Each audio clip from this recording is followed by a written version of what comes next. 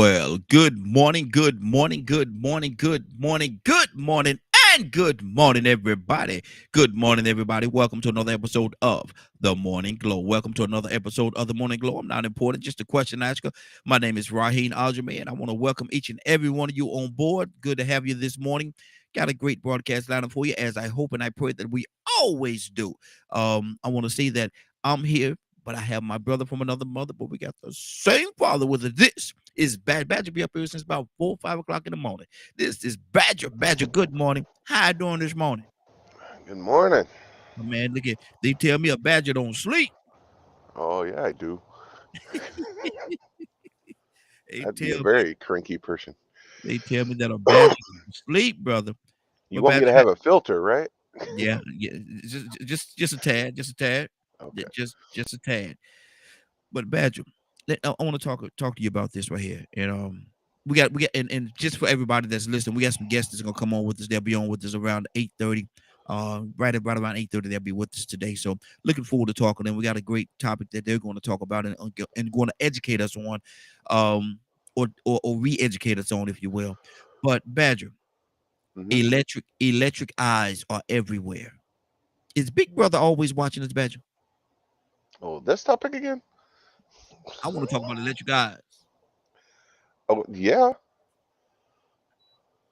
Why? And I I think mean, and truth of the matter, to your point, we did say we was gonna revisit this thing. I just didn't know when. Now it's the when. I don't know that. I shared a video with you that you should probably play. Hmm. I'm like, that's funny. Hmm. That actually talks about this. Hmm. Well, Badger, we're gonna talk about it. Come on, let's talk about it. Tell everybody what's going on, man. How is Big Brother always have an eye on us or ear on us? Is always in our business, or do we really have any freedom? Do we ever have any freedom anytime by ourselves to ourselves where Big Brother is not watching? Do we ever have that, Badger?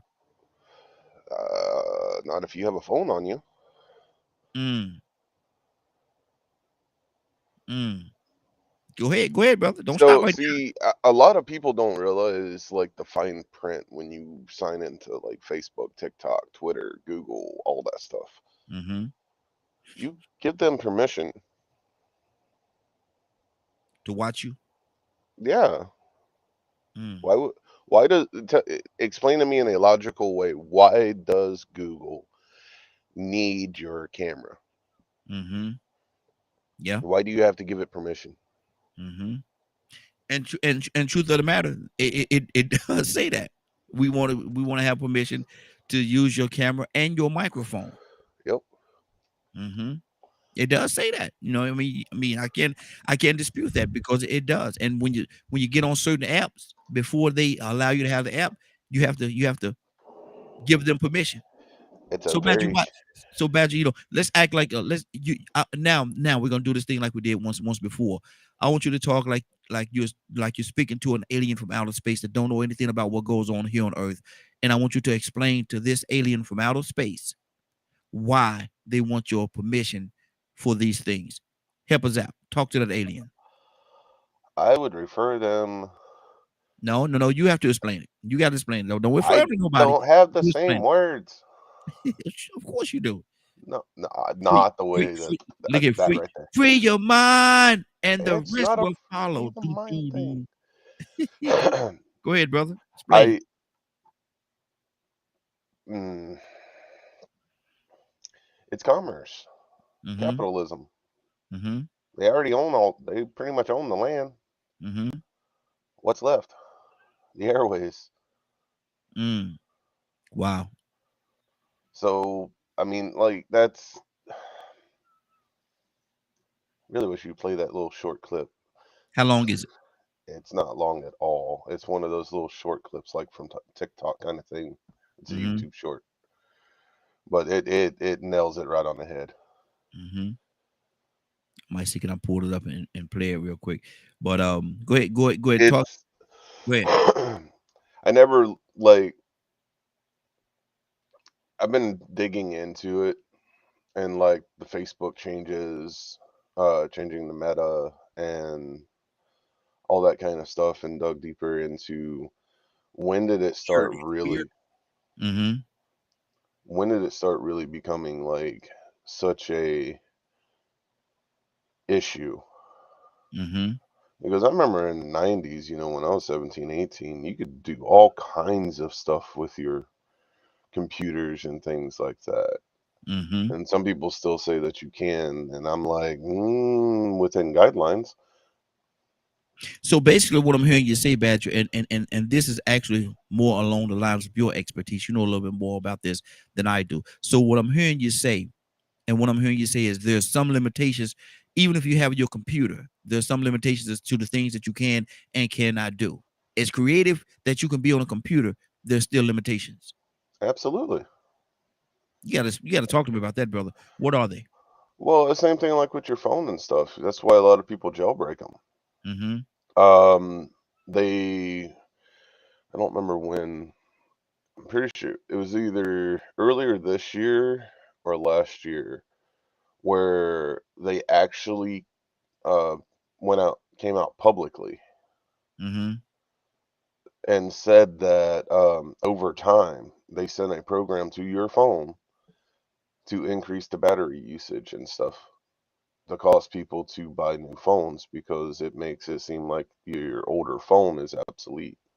Man, my battery died. Seem like this phone I got now. The battery dies in 10 minutes. It seemed like. Go ahead though. Yeah, it's a program. Mm-hmm. It's legit.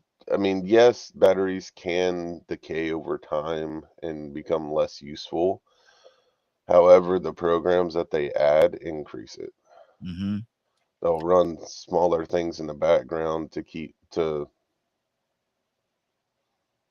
It's a type of firmware.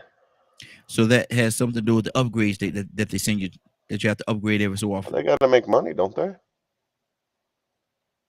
Yeah, I imagine they do, but there's the That's right why, there's like, the wrong way to do it though.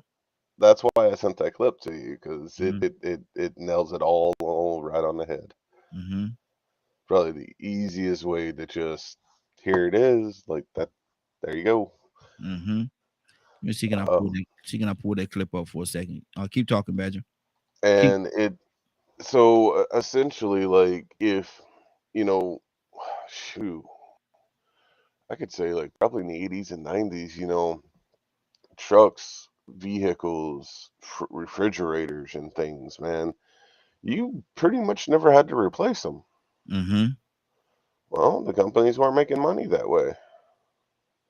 So, of course, they're going to do something that, uh, to call to, Now what's the word weird. I'm It's looking weird. for? It's complicated.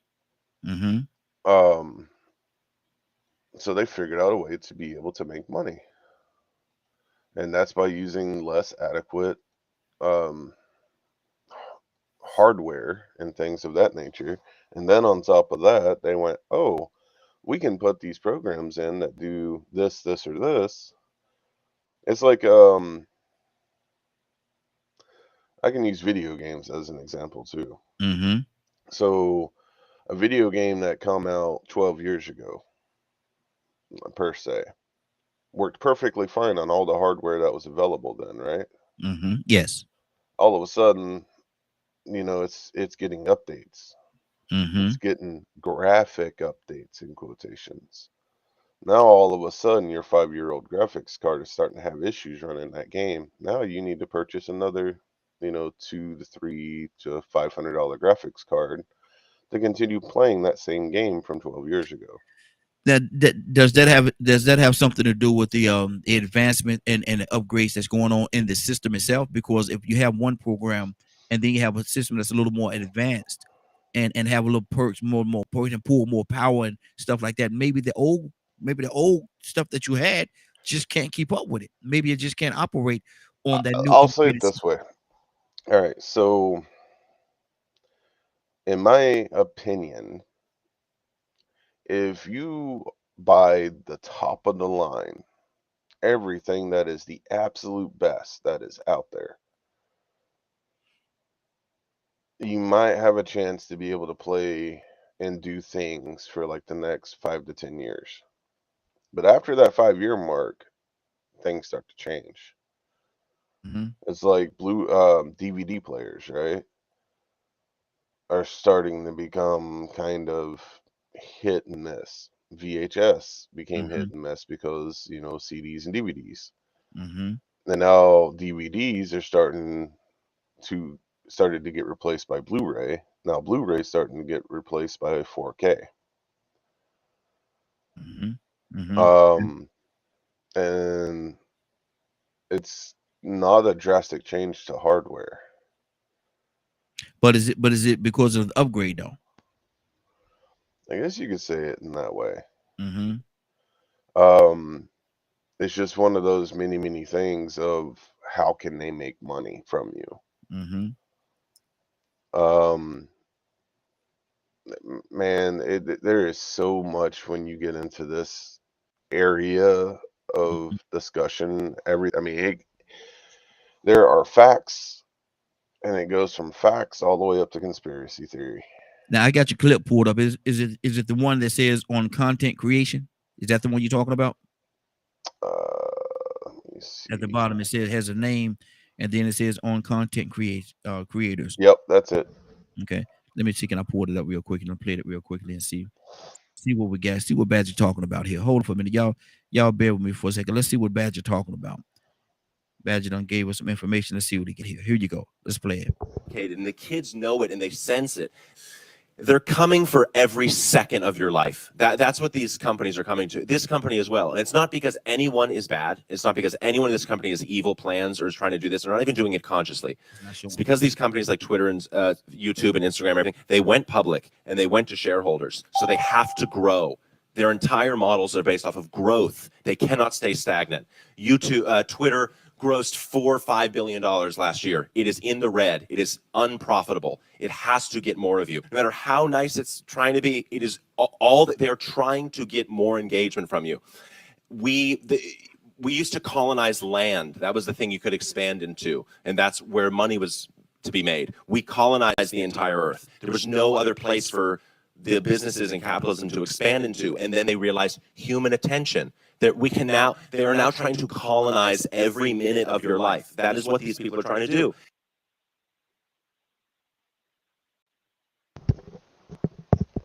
What do you think of that?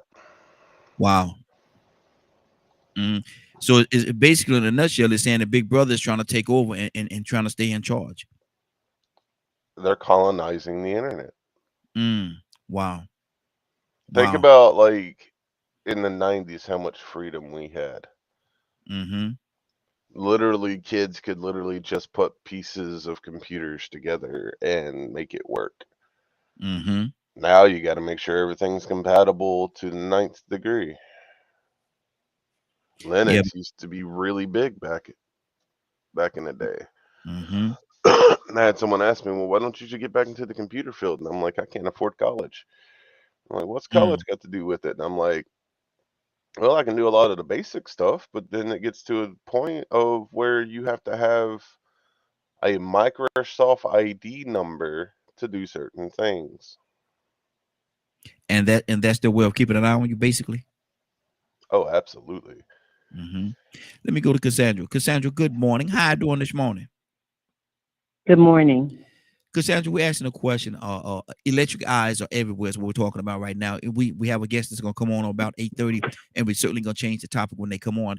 But right now, we're talking about electric eyes are everywhere. Is Big Brother trying to keep an eye on us? Is Big Brother trying to control everything or watch everything that we do, Cassandra? Well, I don't think I see. I just look at it. I look at it different. I feel like we have much more going on, and we have to be more secure today than we've ever had to be in our history. And let's not fool ourselves. It's people watching us, even from other countries. So it is important for us to stay on top of our game, just like they are on top of theirs. And as far as crime and other things are concerned, we need every eye out. I don't have a problem with them looking and seeing, because you shouldn't be doing anything illegal. I mean, why wouldn't you? If you're driving on the street and cars, I had an accident not far from where I live, and the camera was just happened to be too far out of range. They couldn't catch it. But I know people that their accidents have been resolved or solved, who was guilty through cameras. So, you know, I don't know. We have this big conspiracy. Everything is a conspiracy. And I just, yeah, we have people that are doing stuff, but I think for the betterment of everybody and the safety, I think a lot of it is needed. That's just my personal opinion. Okay. And that's good. That's good. But my thing is, and I can agree with that. Sometimes it is needed because in some instances it really does help. But when it gets to a point where you know, they're tapping into your phone and using your video on your phone to watch you when you know you don't get them to consent to do that, or they're listening in, because they can actually take your phone and listen to everything you say, even if your phone is turned off. Is that overkill? It may be in some instances. Once again, we have a lot of criminal element that's doing stuff out here that we need to know what they're doing. Do you think that hackers give a damn about, care about your bank account or anything else? They will steal anything that they can get. They'll hack into anything that they can hack into. And we have to be aware of that. I mean, you know, I don't want to pretend like, you know, technology is not important. No, it's some things I think, you know, maybe people see it as going a little far, but for me, I don't have a problem with it. Okay. I don't have a problem with it. Good deal.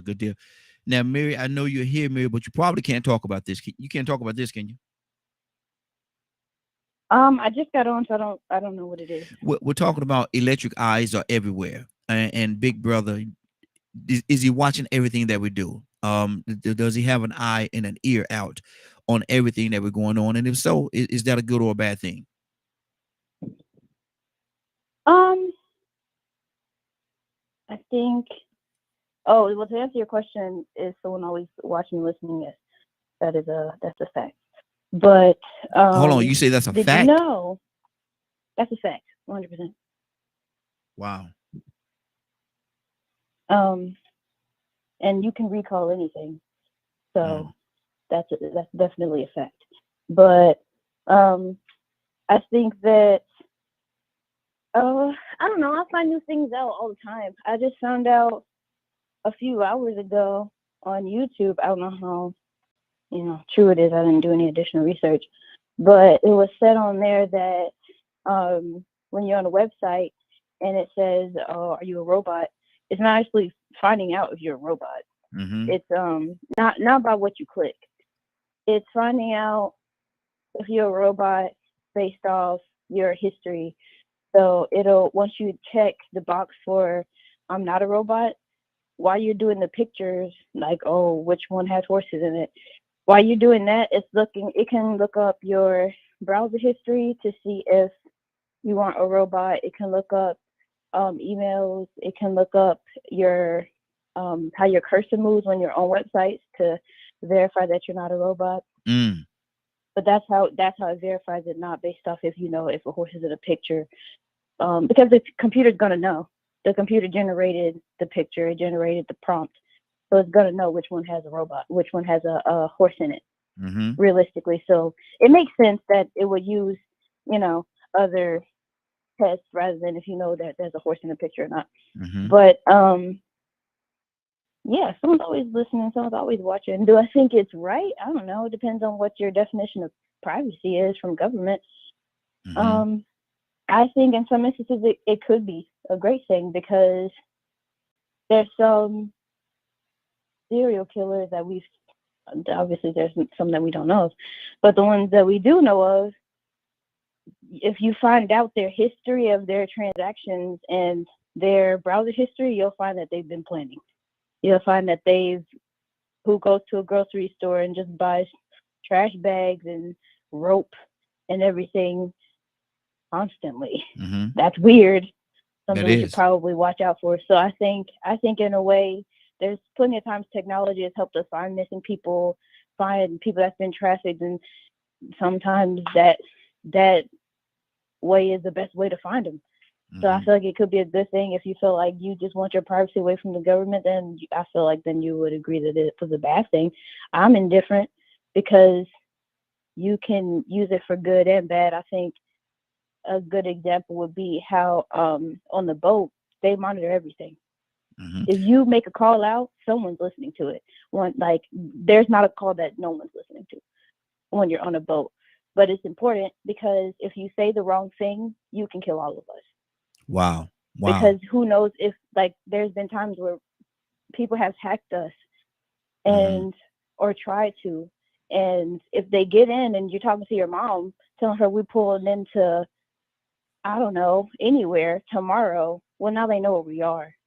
That you can watch history to see what happens when people know where we are. People die.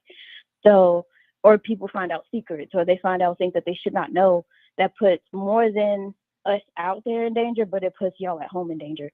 So it could be a good thing and it could be a bad thing. It's honestly based off of your political views. I'm indifferent because I've seen it go well and I've seen it go bad. Wow. And see that's a lot though. You just put a lot out there, man, because some people don't even think about it and they just free and they free to have the conversation. They feel like they can have the conversation that they want to have. Why can't I just say what I want to say?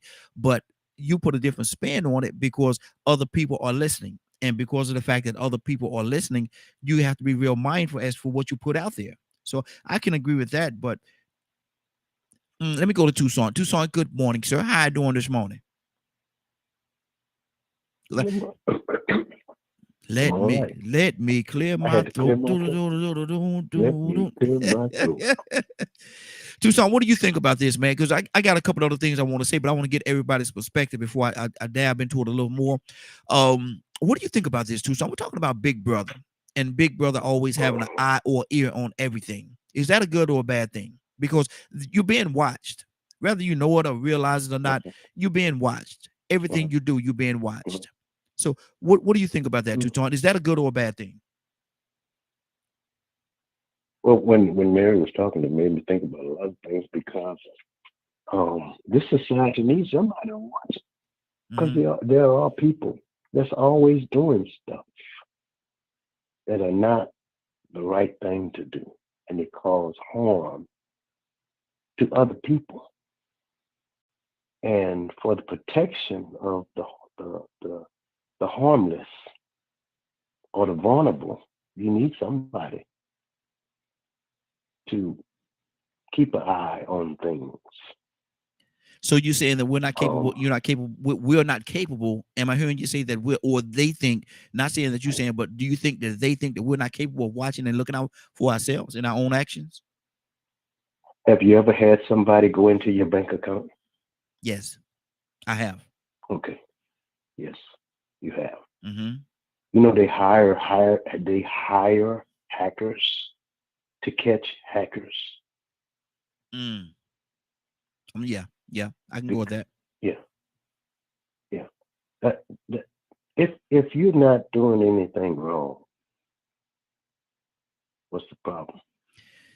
Is that up to something? Is that always the case? I'm just saying. I know it's not always the case. But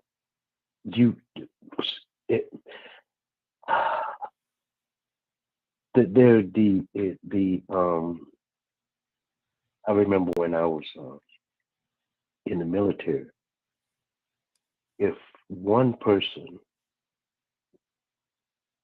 did something wrong, everybody answered for it. Oh yeah, absolutely. Okay. So that it would form a mentality that definitely we are all in this thing together. You can't be a hurt to the team because that's a problem, because we're all on the same mission. So why I'm saying that is the Big Brother eye. I ain't studying Big Brother eye. I don't worry about him because see we concerned with Big Brother's eye, but we don't care that we have been watched since we were created, and he watching. he's watching. Okay. Okay. And if he's watching, don't we need to consider that he's the ultimate one we have to answer to and give an account to? But see, So if I'm just saying. So if we're not fearful of him watching us, why should we be fearful of the government? Man can't do me nothing. I ain't done it. Because I'm going to try to keep myself as best I can. Now, there are some conversations that I have personally that I feel like nobody should know about. I have to admit that. There are some things that I do that I feel like that's nobody's business. But if you got that much time to be watching me, you keep on watching. Okay. See, this is good, and like I said, I know that we're gonna have our guests come on about 8:20. Well, the guests gonna come in at 8:30, and so I wanted to talk about this morning before, and it's a totally different topic we're gonna talk about with our guests. But Badger, talk to me, brother. You know, this is real deep, man, because they are watching. Yes, they're watching. But and Badger made a point earlier. He said when we go on certain apps and stuff like that, or we get certain things on our phone or whatever, we give them permission to. It's like we give them absolute permission to watch us. So Badger, is it that we just freely giving it away, or we just don't take the time to realize this is actually what you're doing? I'd say the latter, because most people would look at, oh, I'm using Zoom. I need to give it permission to use it, like you using the website that you're using for streaming. Yeah, you have to give it permission to access your camera and mic. Exactly. So it's just it's things like that. So it's more, it gets into the area of, well, darn, I'm glad you said darn. Yeah. If I don't give it permission, I can't use it. But if I give it permission, then that gives, other access. They could abuse it. Yeah. Right. So like, I agree that it can be used for good. To help catch a lot of bad people out there. However, I know we also need to find draw a fine line when it gets into. So my sister came up to visit, right? And she was looking up and researching some stuff in because she lived in Mexico for a while. So she'll Google and search some of that stuff. All of a sudden, on mine and my wife's phone, we were getting topics that my sister was looking up in our Facebook feed for ads. Me and my wife were talking about solar power, and all of a sudden we started getting ads. And then the next thing I know, I started getting phone calls from solar companies just by Googling solar power in my area.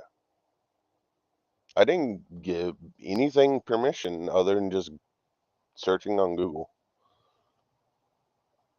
So to me, there are areas of it where it could be very useful for the whole of community across the board. But it's also, where does it cross into the freedom territory? Yeah, that's my point. Where's the lack of right? So if we're giving all these things permission and we're not, then technically we have no right to be angry about them doing all this. However, I would like an option to tell these ad companies to go, I don't want you to have my information. I don't want you to know what I'm searching on Google, because 99, if not 100% of the time, I'm not going to buy your product. I was just curious about it. Exactly. So, and a lot of time, I think that, like you said, to your point, I think they share it a lot. You click on one thing, and before you know it, you're getting all the other ads and all these different phone calls. They call you and everything based on something that you clicked on or that you put your information into. And so there's a lot, it's a lot going on with it. That's going to depend on how far down the rabbit hole you want to go. Yeah. And much like Mary, there are some things that even I'm not going to say or Wow. not at liberty to share. Okay.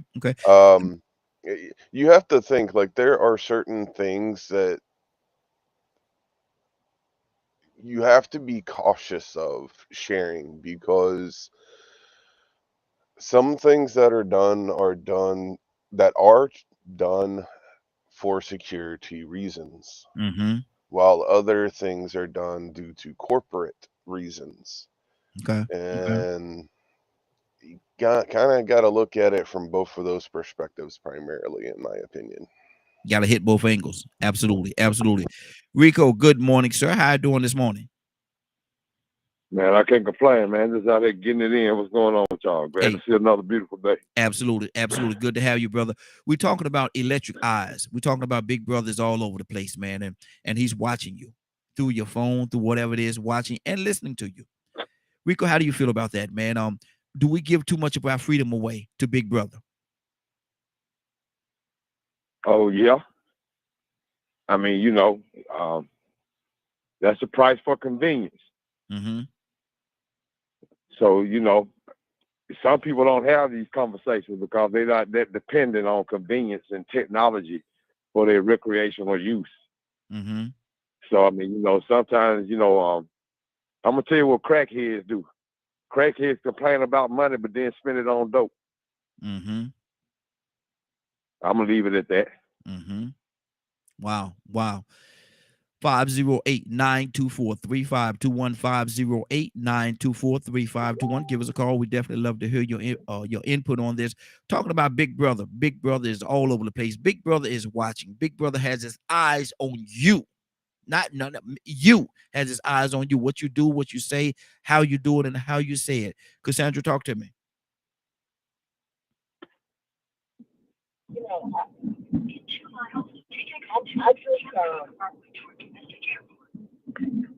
Everybody wanted to. Everybody. Cassandra, it's kind of low, Cassandra. You kind of low, Cassandra. I said that everybody wants George to just have technology, and that's actually what we're listening for now. So I don't, we haven't even seen anything yet. The stuff that is in development, and it's all for the convenience of folks. We haven't even seen anything yet. So if we're upset about this little bit of stuff going on now, what you gonna do? I don't know what you're gonna do when and hopefully some of us, Christians, we may not be here. But what you're gonna do when you have to have a chip to say, they already do that. A chip to buy groceries. We use a chip. We use a chip right now, and we think we never do, but a lot of Christians never do it. Every time you use your card, you don't even have to put numbers in there. You just hit that thing tap, and it runs right through. What are we going to do if we're complaining now? We ain't seen nothing yet. Just live your life, do what you're supposed to do, and try not to worry about the rest. Because the bottom line is, ain't nothing any of us can do to change the technological advances that are going on right now. Nothing you can do, nothing you can say, unless you want to go live in a mountain. And some of y'all might do that. Go live in a mountain and don't rely on any technology, no phones, no nothing. Do your own food. And actually, some of you would do that and could do that. Then, other than that, you got a problem. You got a problem. Okay. Wow. Let me ask this question, and that's good. And people have been talking about that for a long time. Them implanting chips and stuff like that into you. I'm gonna tell you, I might be cut a little different or whatever, but I don't. You ain't putting no chip in me. I don't want it. I'm fine. I don't want it. Now, what is that going to do, or how that's going to affect me as a person, as an individual? Maybe I have to go up in the mountains, like you said, and get me a cabin in the mountains somewhere and live off the land, because I won't have the technology that everybody else would have. I kind of wonder, would that, to a certain degree, would that be somewhat better?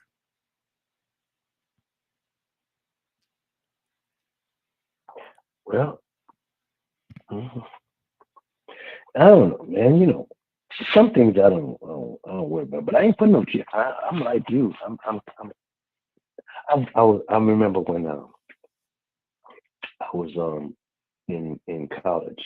I had a pledge, and we was on the track team, and we were staying at the athletic dorm, and well, unfortunately, we was getting towed up. Mm-hmm. Confession, okay? And all of a sudden, somebody say, "Let's be blood brothers." Mm. So in order to be blood brothers, you had to make a mark on you, or cut a mark, cut yourself on the wrist, so you can mix blood. Mm-mm. I sobered up right quick.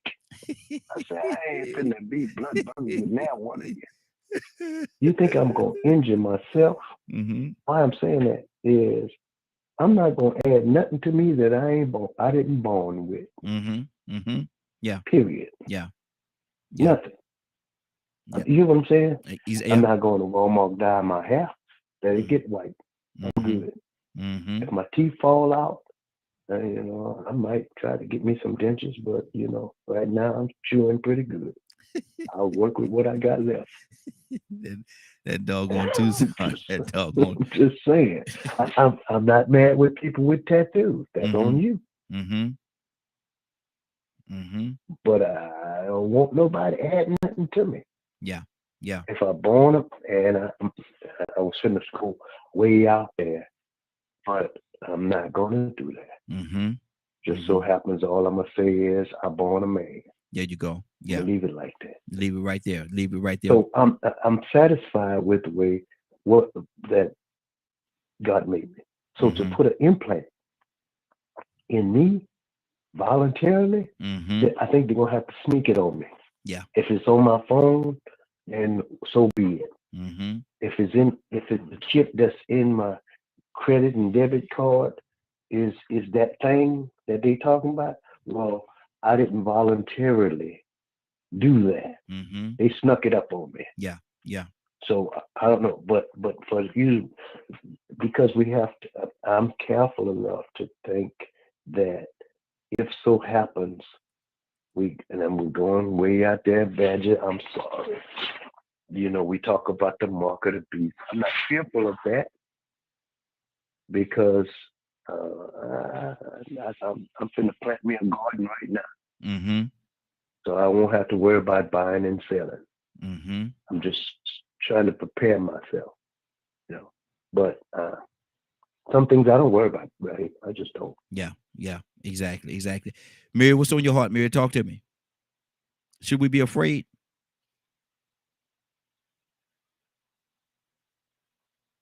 Mary?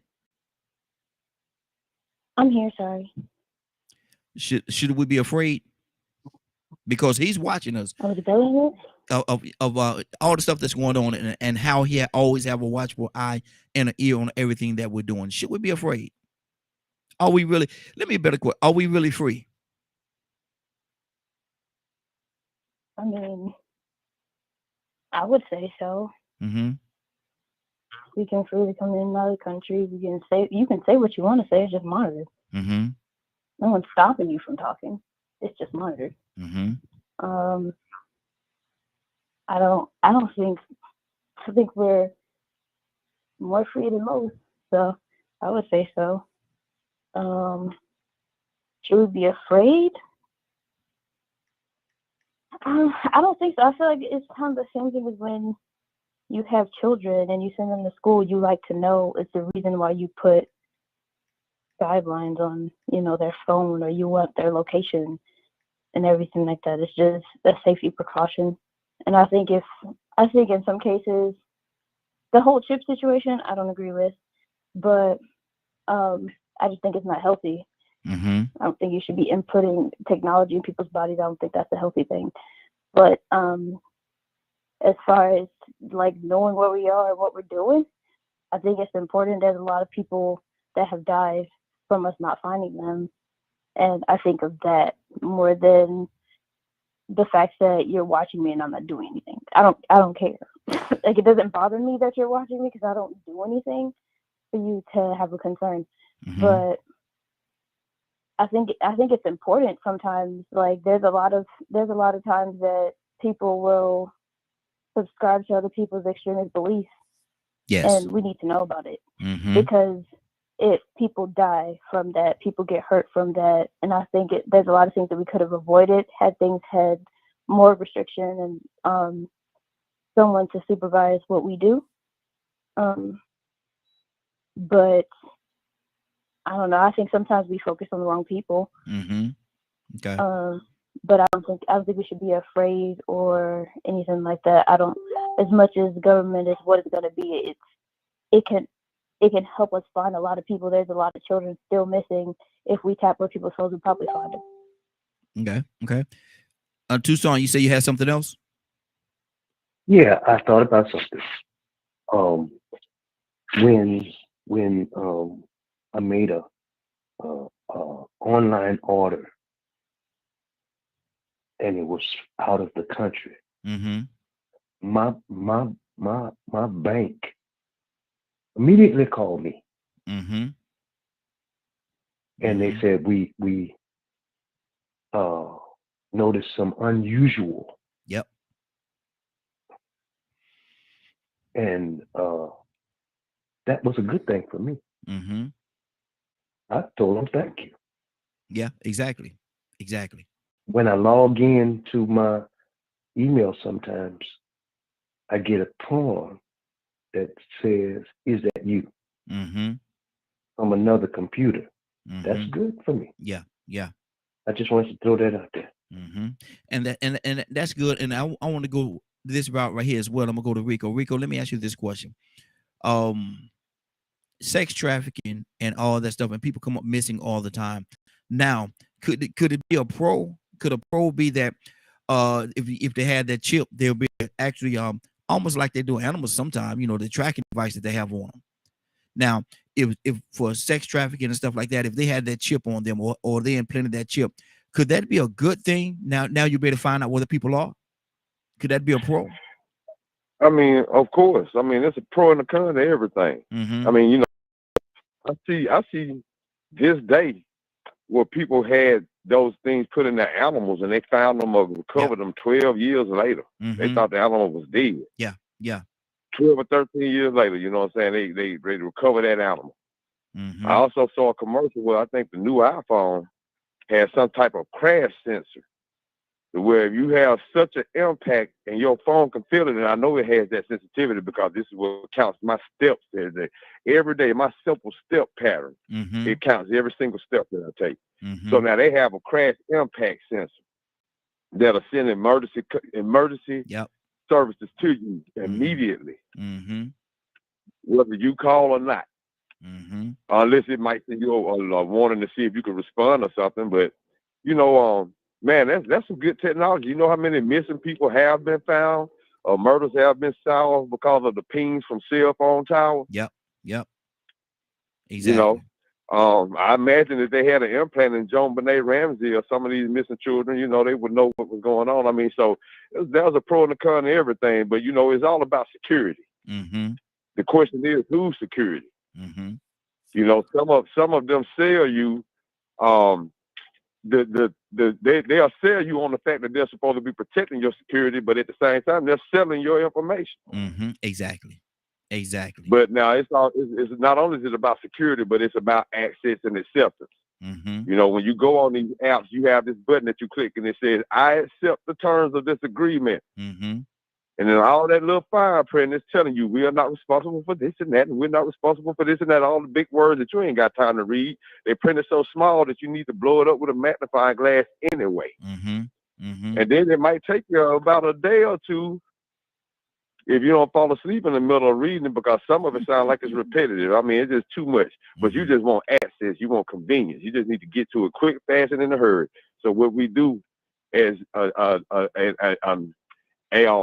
species full of technology addicts, behavioral addicts. And what we do is we sacrifice for that access. And they'll tell you, for you to have access, you need to accept these terms, and then we'll let you have access to these all these wonderful things that comes with being a part of our clique, or our crew, or our platform. Mm-hmm. Mm-hmm. And we want to be a part. We want to participate. Oh man, especially if it's something that makes us feel good, or that's fun, or makes things convenient. You know, and I think when you grow up with an older generation of people, you understand sometimes that convenience isn't always a good thing. Like my mom, man, I tried to give my mother a computer back in 2000, I'm going to say maybe 2008, 2007 or 2008. I tried to get them a full PC, Mm-hmm. printer and all. They didn't want it. They still to this day don't make digital transactions. Mm-hmm. They use credit cards as needed. Yeah. In Yeah. case of emergency. Mm-hmm. And see, I'm sort of brought up on that same form. Now, don't get me wrong. I'm more up to date. So I had my turn with that convenience of swiping that card and being so easy to the point to where you ain't even paying attention to your balance. And then all of a sudden, when you start paying attention to your balance, they start making transactions based on which one was the largest, not based on what time you made them. Mm-hmm. All the little tricky games that they do to make you have overdrafts and stuff like that. Hey, you got 3 and 4 overdrafts when you only plan to make one. Mm-hmm. So, you know, when you get comfortable and get used to that convenience and the ease of just getting what you want with the swipe of a card, you don't even have to take the time out to count it 1 by 1 or 20 by 20 or 100 by 100. Just swipe it. Mm-hmm. Want a black card? The world is yours. If you got a black card from American Express, all you got to do is swipe it. I know people right now that's in debt from credit cards, Yep. from buying clothes every month. Mm-hmm. And once they pay their bill, they're paying the minimum and they ain't thinking about the interest rate. Mm-hmm. And they're going right back making another purchase as soon as they see that sale at Macy's or Dillard's Mm-hmm. or Louis Vuitton. Just lost. So, I mean, Mm-hmm. yeah, man, it's a pro and a con to it all. Okay. Cassandra, what do you say in the world that you live in, Cassandra, and you deal with a lot of people, trafficking and stuff like that, and you're an advocate, man, you go out there and you fight all the causes. Do you think that if people had that chip in them, it would help lessen the fight that you have to fight because they could just zone in, if you will, and find out where these people are? Is that I would not want you know, Rico hit so many good points, and it is pros and cons to everything. I would not want someone to have a chip in them no matter what. Okay. No matter what. Mm-hmm. I just wouldn't. Okay. But we have to remember above everything else that we are chipping the spiritual side of it.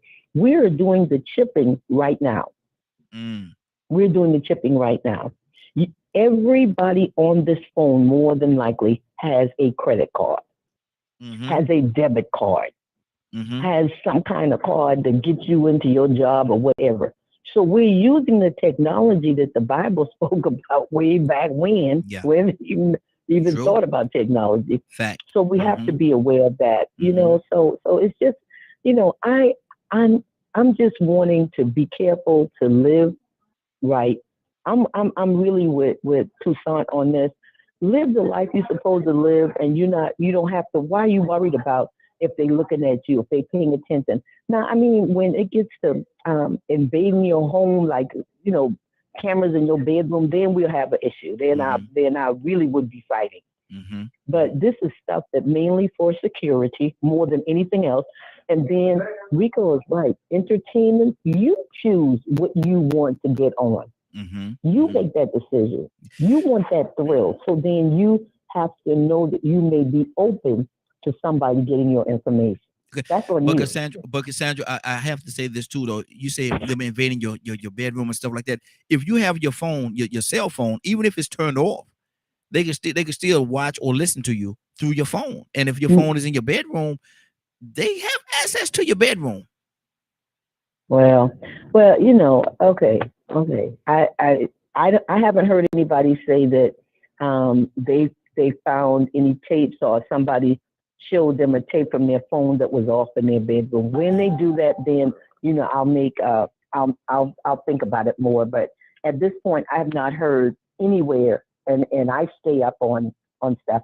Anybody saying that their phone was off in their room and somebody videotape them. They have a videotape of somebody. I mean, like I said, once that happens, then I'll look at it in a different way.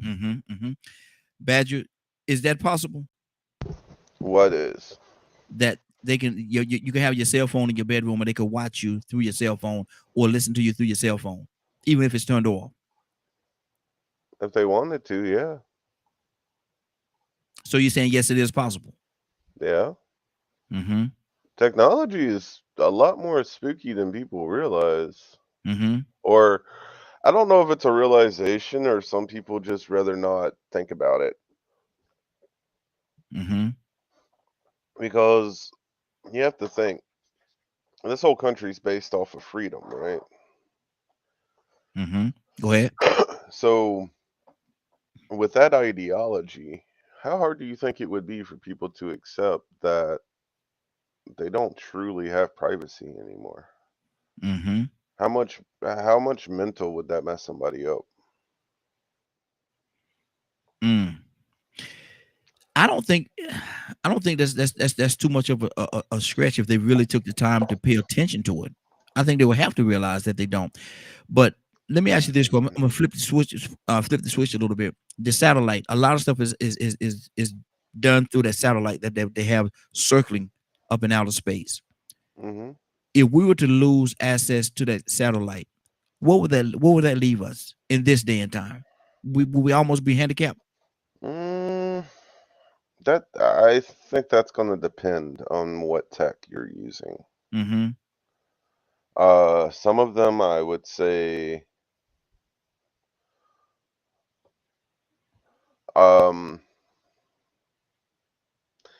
yes, and some I'd say no. Because you have to look at the power grid. Power grid's not hooked up to a satellite. Some cell phones are predominantly cell towers, not satellite.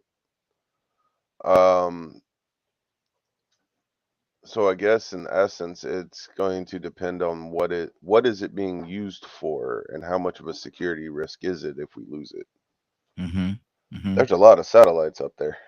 Yeah, there is, and my thing is a lot of your electronics and stuff that we use every day, that we become hostages to, if you will, is controlled by that satellite, and if it goes down, immediately all that stuff goes away.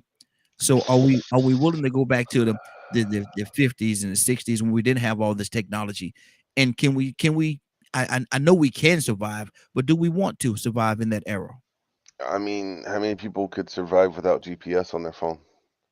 How many people still actually know how to read a map? So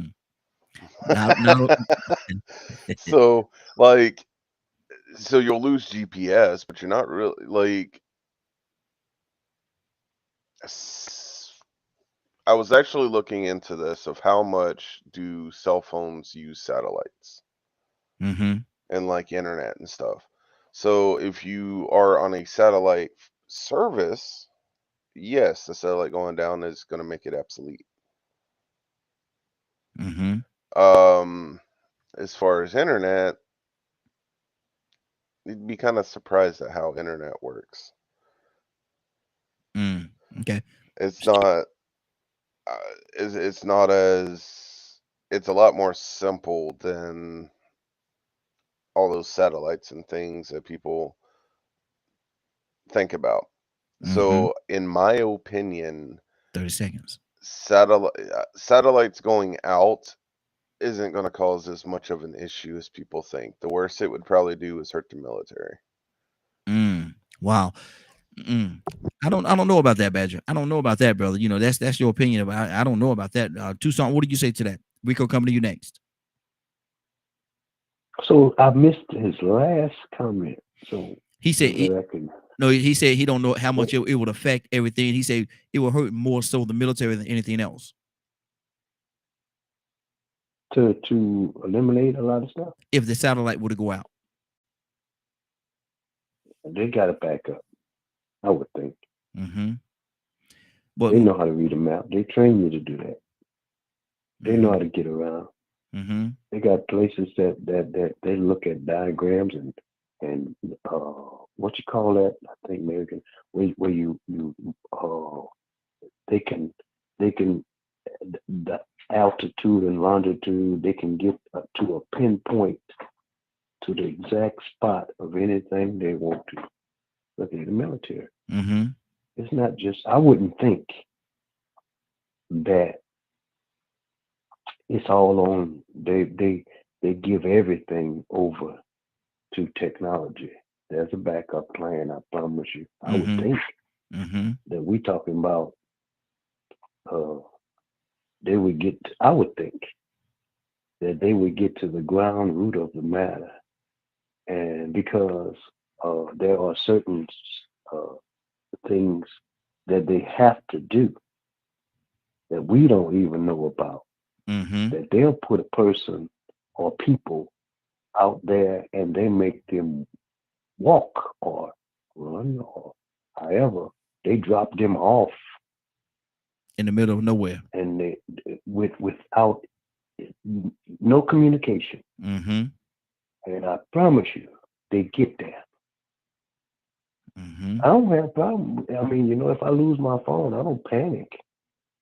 You know, I'll be rushing to go get me another one. But I still know how to read a map. Because you know why? Because GPS will lead you to a dead end. Yes, sir.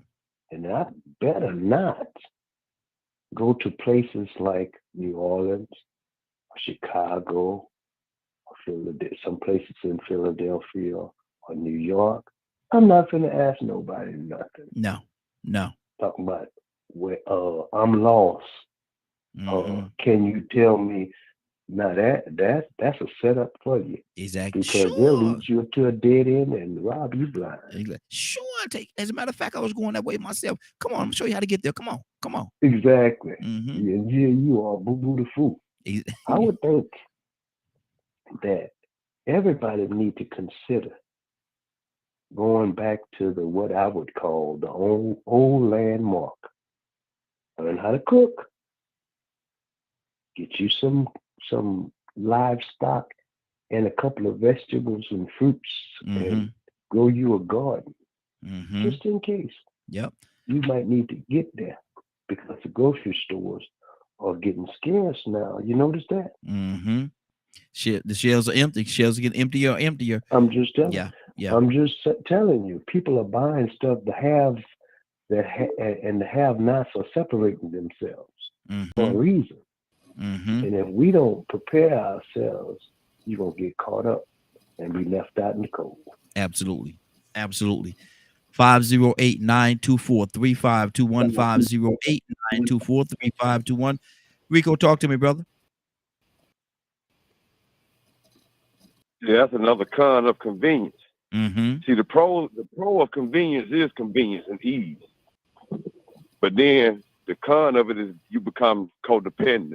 And then you start creating generation after generation that don't know the practical and traditional ways to do things.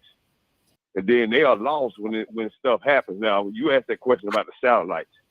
You ever seen MacGyver? Yes. What you think he'll do? I think he's going to find a way to connect to that satellite. Yeah. Because he knows that satellite is running off a different type of energy. Then you got people that spend millions of dollars to build bunkers with solar panels and generators, you know what I'm saying, that will be self-producing. They can maintain life for your nuclear energy. Some people got, bunkers with nuclear energy. They don't have to worry about running out of electricity. They got a whole nother way of it to where they don't have to worry about the power grid.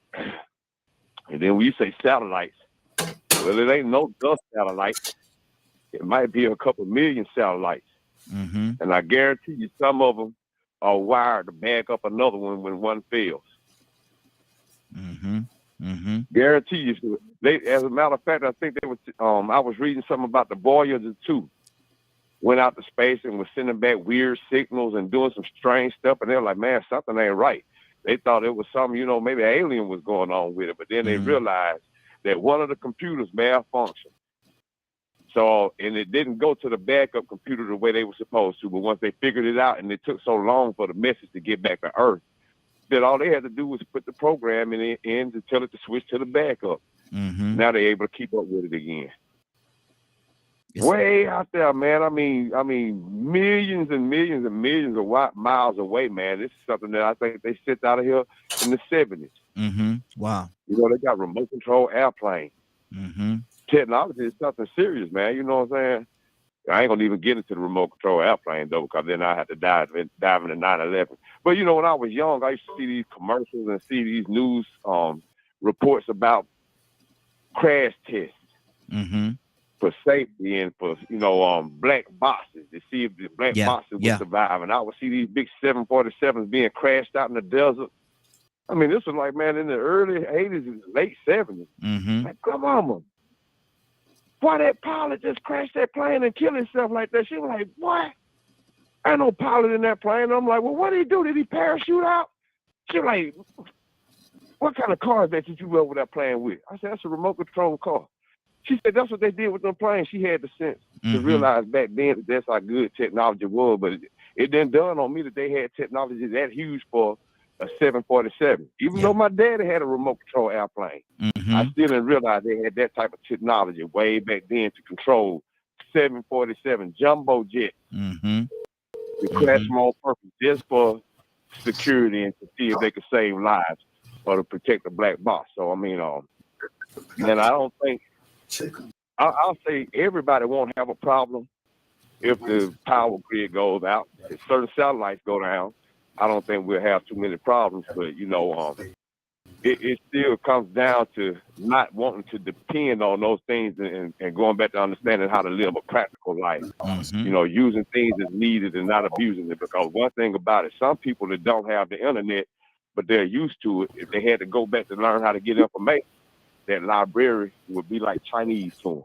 Absolutely. Reading a map would be like Chinese to them. And I'm like, dog, man, listen, I use GPS walking around New York. Man, I gave myself a 5-hour window. I was going to go to New York and spend some time down at Times Square and just, have me a good time. I wasted an hour walking around in circles, listening to the GPS. I finally had to put my phone down, look at the street signs, and go back to my practical thinking. Exactly. And just read the street signs and just use 1 + 1. Okay, this is 42nd Street, or this is 45th Street. I'm trying to get to 42nd Street, and just went from there. Instead of, I didn't even have to ask anybody. Before I know it, I was giving people directions. Exactly. But I had to put that phone down. Because it had me messed up, going in circles, looking goofy. And it was too hot for all that. Exactly. But that's what it is, man. 'Cause like I like to feel as though, truth of the matter, I can live off the land, man. Because I have a garden, always do my garden and stuff like that. Also, fishing and stuff like that. Man, I can live off the land. I go fishing. We'll probably fish every day, but I know how to go out there and get them. So we won't be hungry. That's one thing we would not be. Mary, what's on your heart, Mary? I think the most important thing is you gotta think of redundancy in all things. There's never gonna be one satellite for everything. We'll never do that. And the military wouldn't shut down if 2 of them even went down because there's such thing as a footprint. Footprints overlap. A lot of them do. If you look at the general footprint of many things, and then there's different shots that you can do, it's like a whole thing. So it would never be a time. Every single one would have to go down for it to be a problem. Or we would have to be so far out of a footprint, because even if you're out of a footprint, you can still go to that satellite. It's just not going to be the same connection. You got to think of your phone. If 5G is going to be the best, but you can still work on 3G. You just have to take some time with it. So I don't think there'll ever be a time where it's going to be a shutdown because of a satellite. We have plenty of satellites up there. We have more than enough footprints up there. We have more than enough things we can do to troubleshoot, to have things keep going, and everything.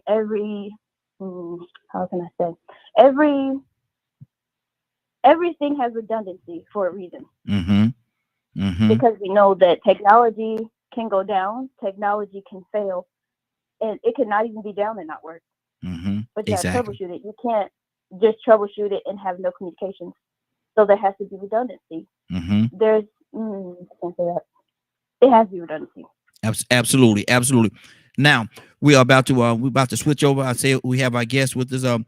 Dr. Ellison, you with us? Dr. Ellison, are you with us? I'm with you. I'm with you. Can you hear me? Yes, we can Hello? hear you. Is your video available? Let's see. Let me get this thing working right here.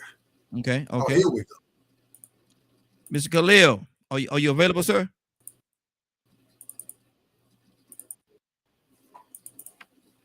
Ms. Khalil, are you available?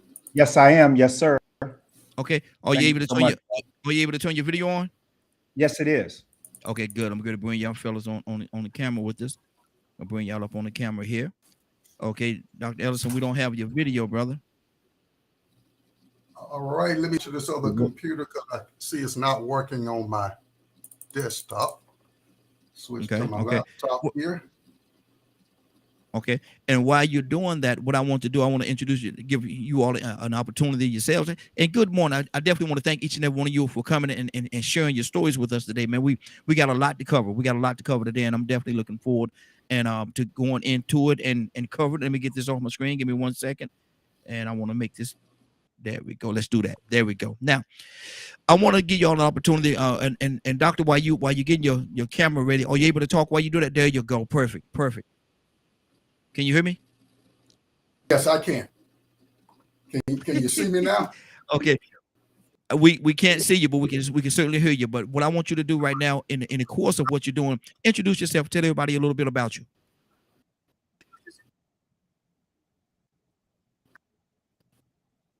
There you go. All right. Well, can you see me, brother? Yes, sir. Yes, sir. Can We got you. Okay. Let me turn one of these computers off here. No, I got it. I'm taking care of it right now. Go ahead. There you go. I got it. All right. And that. I'm good. Yeah, you good. I thought you had frozen there for a second, but there you go. Go ahead, brother. Keep it rolling. All right. We Calvin Ellison, roll this thing together, brother.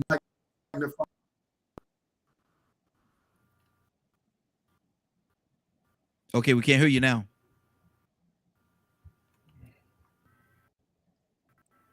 We cannot hear you, brother.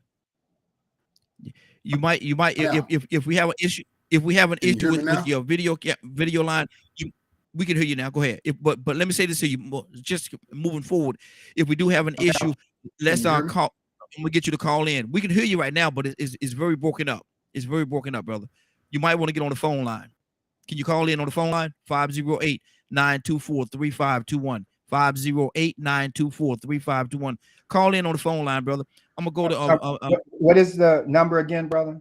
508-924-3521. We could hear you. We could hear you pretty good, Dr. Khalil. 924. Yeah, but there's a tremendous lag between my talking and what I'm seeing on the screen. So I'm not sure how clear that will come through. Okay. Well, you two can call in at 508-924-3521. 508-924-3521. So if you all want to do that, that won't be able to see you, but we'll definitely be able to hear your story. Okay. Okay. Khalil Osiris. There we go. Now we got to get you. Let me see. Mute this line here. Hold on. Stay where you are, Khalil. We're gonna mute this line. We're gonna mute your line here. Say something on your phone. Can you hear me now? Okay. It's not gonna work with you being on both places. It's not gonna work. Oh, okay. Hold on. Let's try something here. I'm sorry. We got a lot of people on here. I'm sorry, everybody that's already a part of the broadcast. We were trying to get so we can hear these brother's story. Let me see. Do this. I'm trying to make it so we don't have that feedback. Having a terrible feedback. Okay, we gotta y'all have to be just on the you have to be just on the phone. You disconnect. Yeah, disconnect your services here and just be on the phone with us. Okay, let me see here. I'm here. All right, good deal, good deal. Okay, can you hear me well? Yeah, we can hear you. I think we have an echo coming from your line, though. I think we have an echo. Yeah. Maybe I need to turn my laptop off. Turn your laptop on. Yeah, turn your laptop on.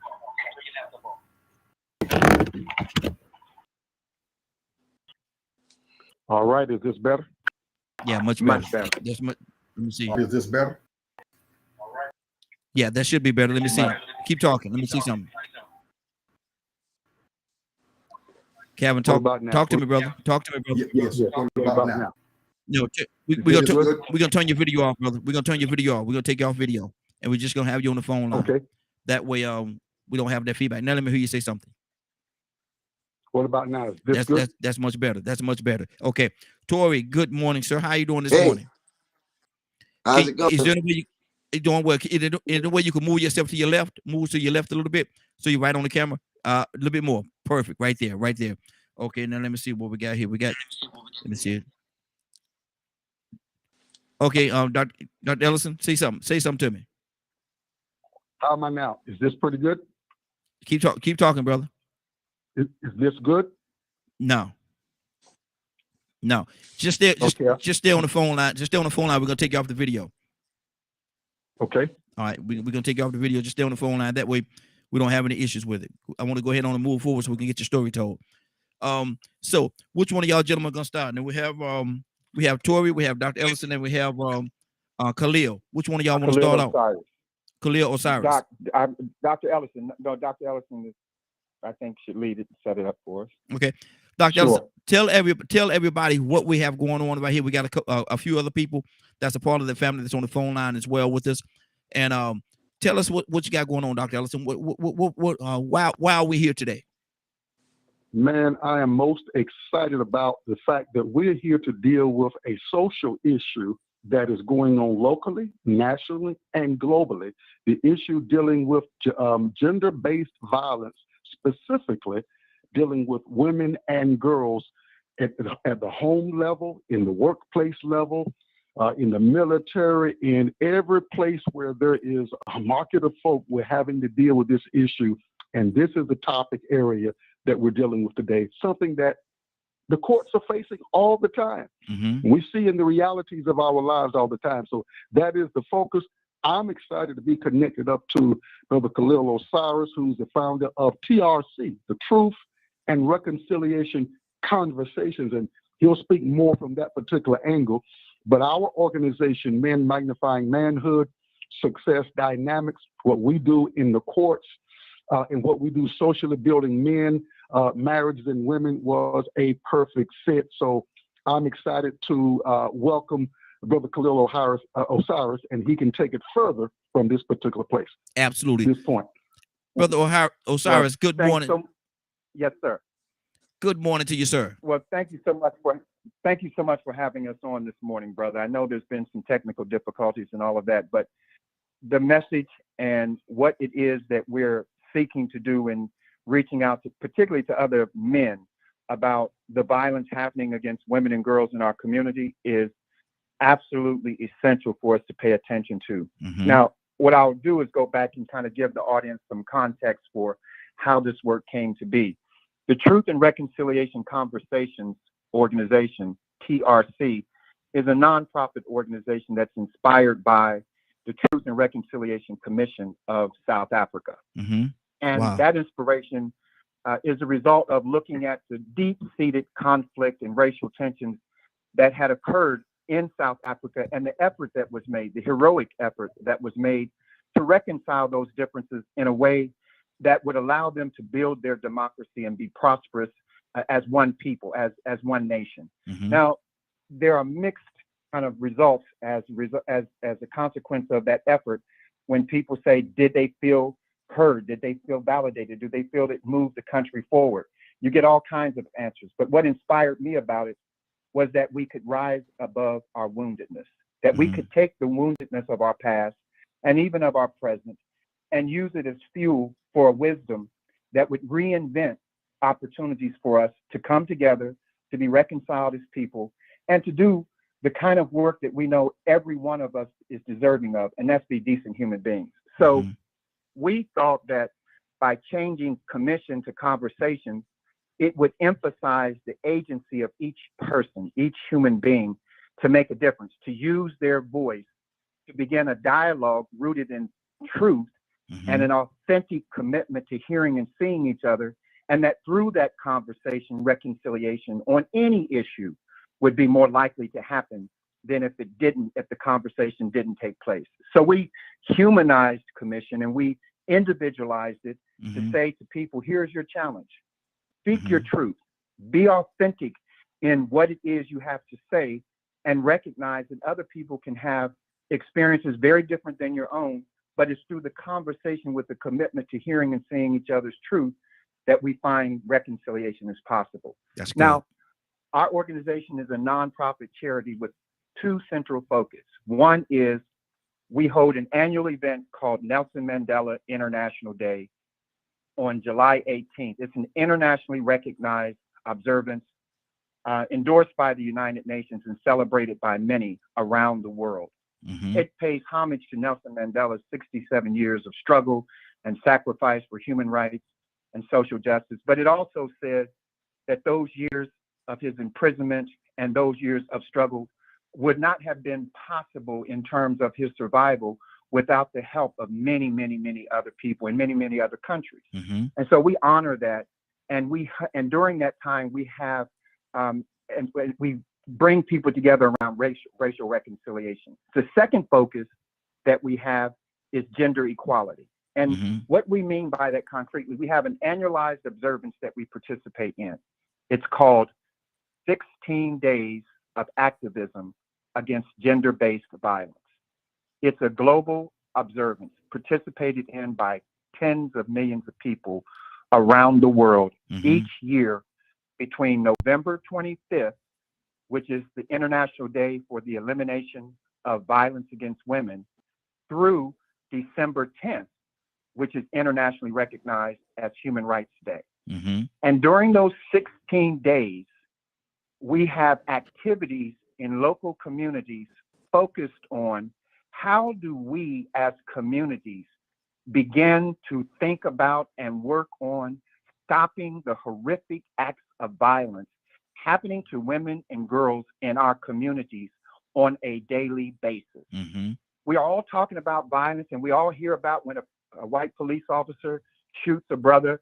We rally, we stand up, we mobilize, we do all those things.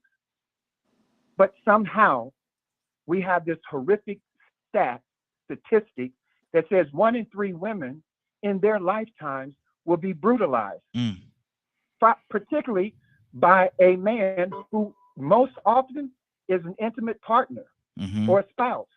Now, how is it that we have no consciousness of that, particularly as men, when every day it's happening and in our own families it's present? It's because we're the primary perpetrators, brother. Wow. And quite frankly, here's why we're pushing this initiative. If you look globally at what's happening with the brutalization of women, women of color are disproportionately impacted. Girls of color are disproportionately impacted. And not only that, brother, here's a really, really other tragic stat about it. They're being impacted by us. They're being abused by us. I remember distinctly when the movie Color Purple what came out, Oprah Winfrey was leading it, and I think she produced it, executive produced it. I distinctly remember how angry many men that I knew were about that movie, because we felt we were being portrayed in a very mean-spirited, negative way. In fact, I even remember some men who said to me directly at the time, she's got all that money and she would spend it destroying the image of Black men. Wow. Now, the reason I bring that up, brother, is because of this. She brought up a truth that's been happening in our communities that we as men have refused to face. And that's why it was so painful to us. But the other side of that is, if you look globally for the presence of Black men on this issue of gender-based violence against women and girls in particular, we are 0.00001% visible. In other words, we are not there.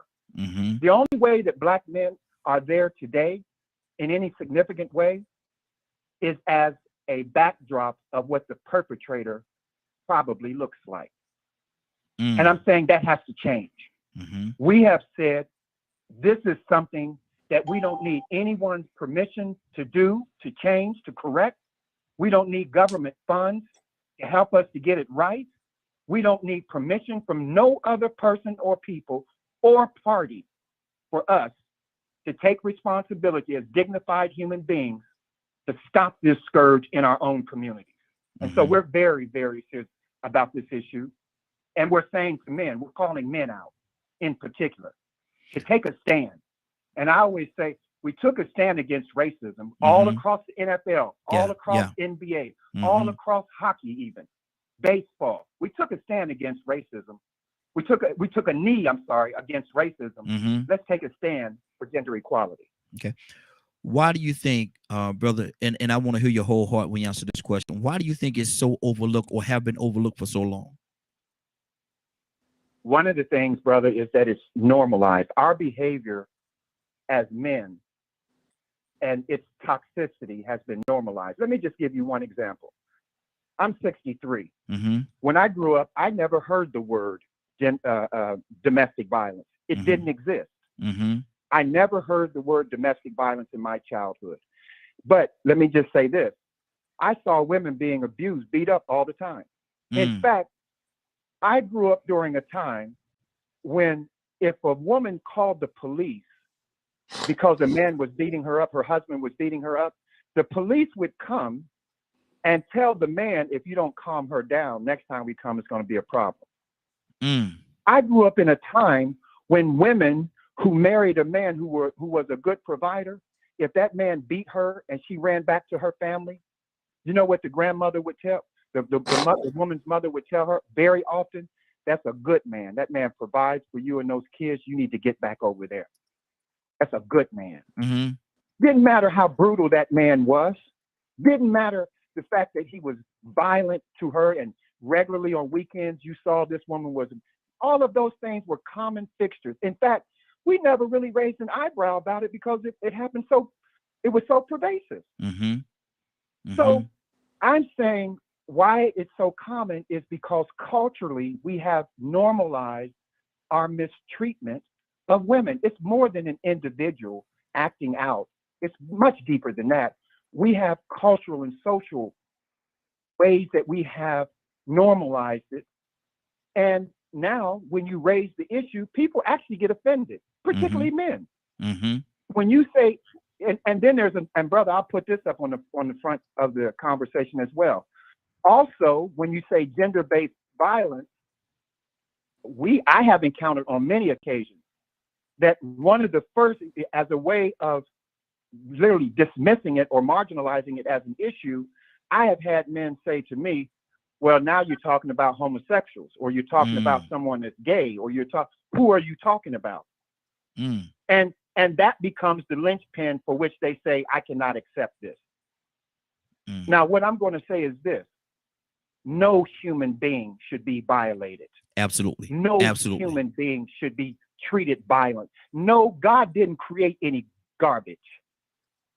So I don't buy the statement, who else might be included? I from the very beginning, I want to say every human being is included as a creature of God. Yes. Okay?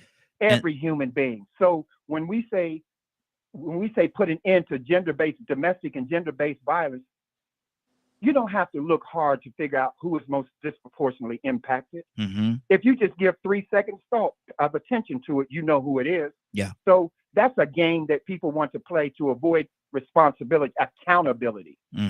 And I'm just saying to you, brother, that as a person who understands that I have a daughter who I want to feel safe in the world, who I want to be able to walk on this planet with dignity and not feel that because she enters into a relationship with a man who she believes is her husband, the husband that she's going to love the rest of her life, that he can tell her that he can control her Mm-hmm. because he's a man for no other reason he's a man? Mm-hmm.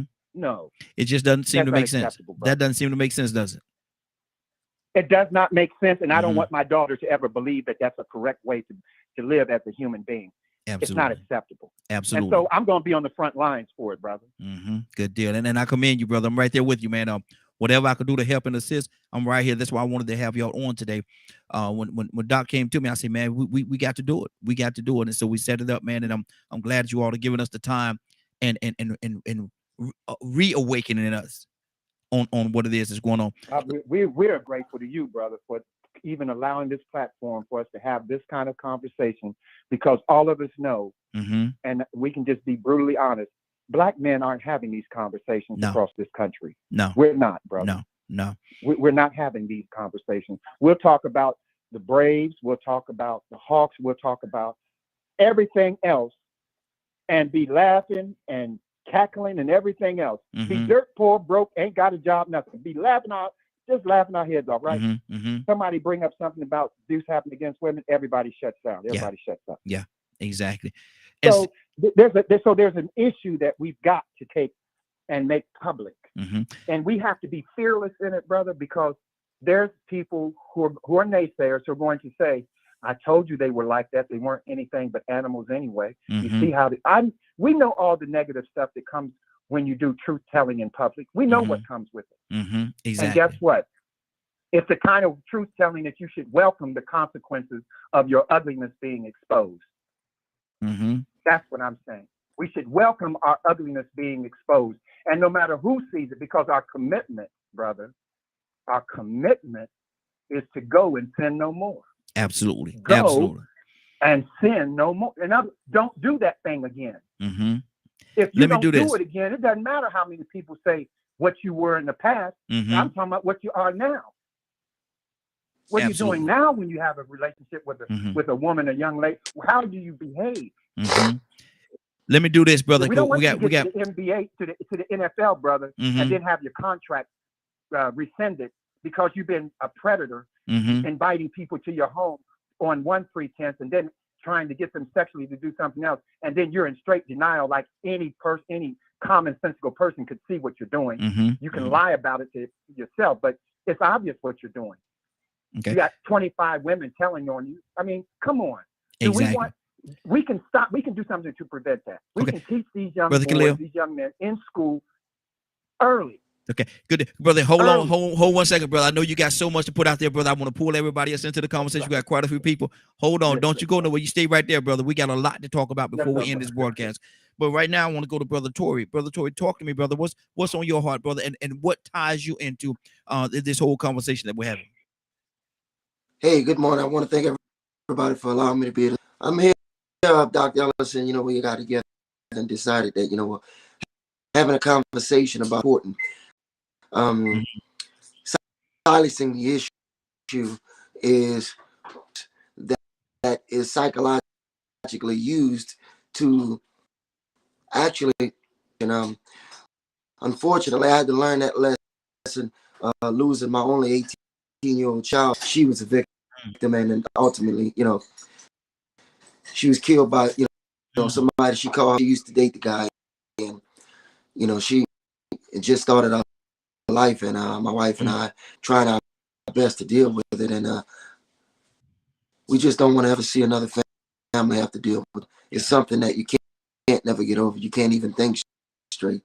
You know, having a topic of conversation will help not only people with this overlooked problem, but it'll help prevent.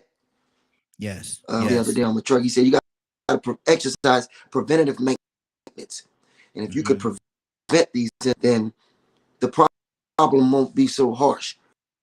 You know, if I was then talking and finding out, you know, who my daughter was dealing with and you know, this environment nowadays, you know, it's so over proliferated with some. It probably wouldn't have led to her tragic murder. So these conversations about these issues could definitely prevent things that And we just got to make awareness of it. As Dr. When we have these dialogues and conversations, for some reason or another, people get the turtle effect. They get silenced. But if you start talking about issues that, I don't knock politics, but if you start talking about things in the political arena or the sport, energy, and so much talk, but when he said people throw curveballs and make it seem like you're talking about homosexuality or LGBT and all that other, about human beings in general. And it's a topic that's been overlooked, and people are dying, and when is it going to be serious enough? That, that we gave our lives, we poured our lives. I was there until the day they, this guy closed them. I wasn't a deadbeat dad. I wasn't, in and out of at the cheerleading events. I was, traveling. I was teaching how to bake. We were doing, still this happened. But I was an active father. And even with me being as active as I was, I just, feel like, I could have prevented it. But, I'm not gonna, and I just want to, make sure that another family never have to deal with this. And we have the global platform to make awareness of this. Yes, sir. Because people are dying, and what else is have to occur to make this real? So this is vitally important. Brother, my heart goes out to you, certainly for your loss, brother. I can still hear it in your voice, man. I can see you right here, and I can see, man, that it still hurts. Yeah. It still hurts. It still hurts, brother. And I wish there was something I could do, man, to make that pain go away, man. But what I can't, brother. I can't. But what I can do is help and assist you all in moving forward. So just like you said, man, nobody else have to go through that, brother. I see it on you, man. I see it on you, man. And now you're certainly in my prayers, man. You're definitely in my prayers, brother. Yeah, absolutely, absolutely, absolutely. Let me go to Cassandra. Cassandra, you do a lot in the community as well in regards to this and making sure that these type things does not happen. Cassandra, what's on your heart right now? I did not know this was the topic, and I'm just, this is a passionate topic for me because my organization has dealt with bringing awareness to domestic violence for almost 35 years. So, and I'm a conqueror of domestic violence, and I say that all the time. I'm a conqueror because not only did I survive what I went through, I conquered it, and I now help other people to survive and conquer. So, I cannot tell you I've had, I think, 6 women that I was dealing with to die because they would not walk away. They would not walk away. Over the 35 years, it's been about 6 women that ended up dying because they didn't walk away. And every time you feel like, what did I do wrong? What could I have said more? But people cannot feel guilty about adults making decisions, even though it's bad to say. You can talk to your daughter, your friend, all you want all day long, but guess what? Until she makes up in her mind that she wants to walk away, there is absolutely nothing you can do. And most women believe that, oh, he's not going to really hurt me. He's just talking. It's just a lot of talk. And, a couple of weeks ago, I had a domestic violence awareness event 2 weeks ago. And one of the ladies, one of the mothers, Rose Boyd, she was talking about her daughter and how they kept telling her, come on home. Come on. You don't have to stay there and go through that. And she kept saying, Mama, we're going to work it out. It's going to be all right. He ended up killing her and himself. So you got murder, suicides that happen. It's so many different dynamics to this domestic violence thing. And I'm grateful to Mr. Tory and the other gentleman that spoke before him for men reaching out. Women, we've been crying out about this for years, but when men start talking about it is when I believe the difference is going to really take place. Absolutely. Absolutely. Badger, you wanted to say something, brother? Oh, you know I did. Matter of fact, the conversation we were having yesterday, I kept bringing this kind of stuff up. And now you're hearing it from more men that actually got past seeing all the, was able to see through the toxicity of what masculinity has become. You know, we talked about, you know, how many times did we hear yesterday a man using Bible verses or something along those lines of saying, you know, it's the woman's fault. That's toxic. Even when I tried to bring up, you know, as you would say, I twisted it. Because, you know, Samson, right? That woman cut his hair. It was the lords that told her to do it. It was the men that told her to cut his hair. And you look throughout history, and it's always Eve's fault.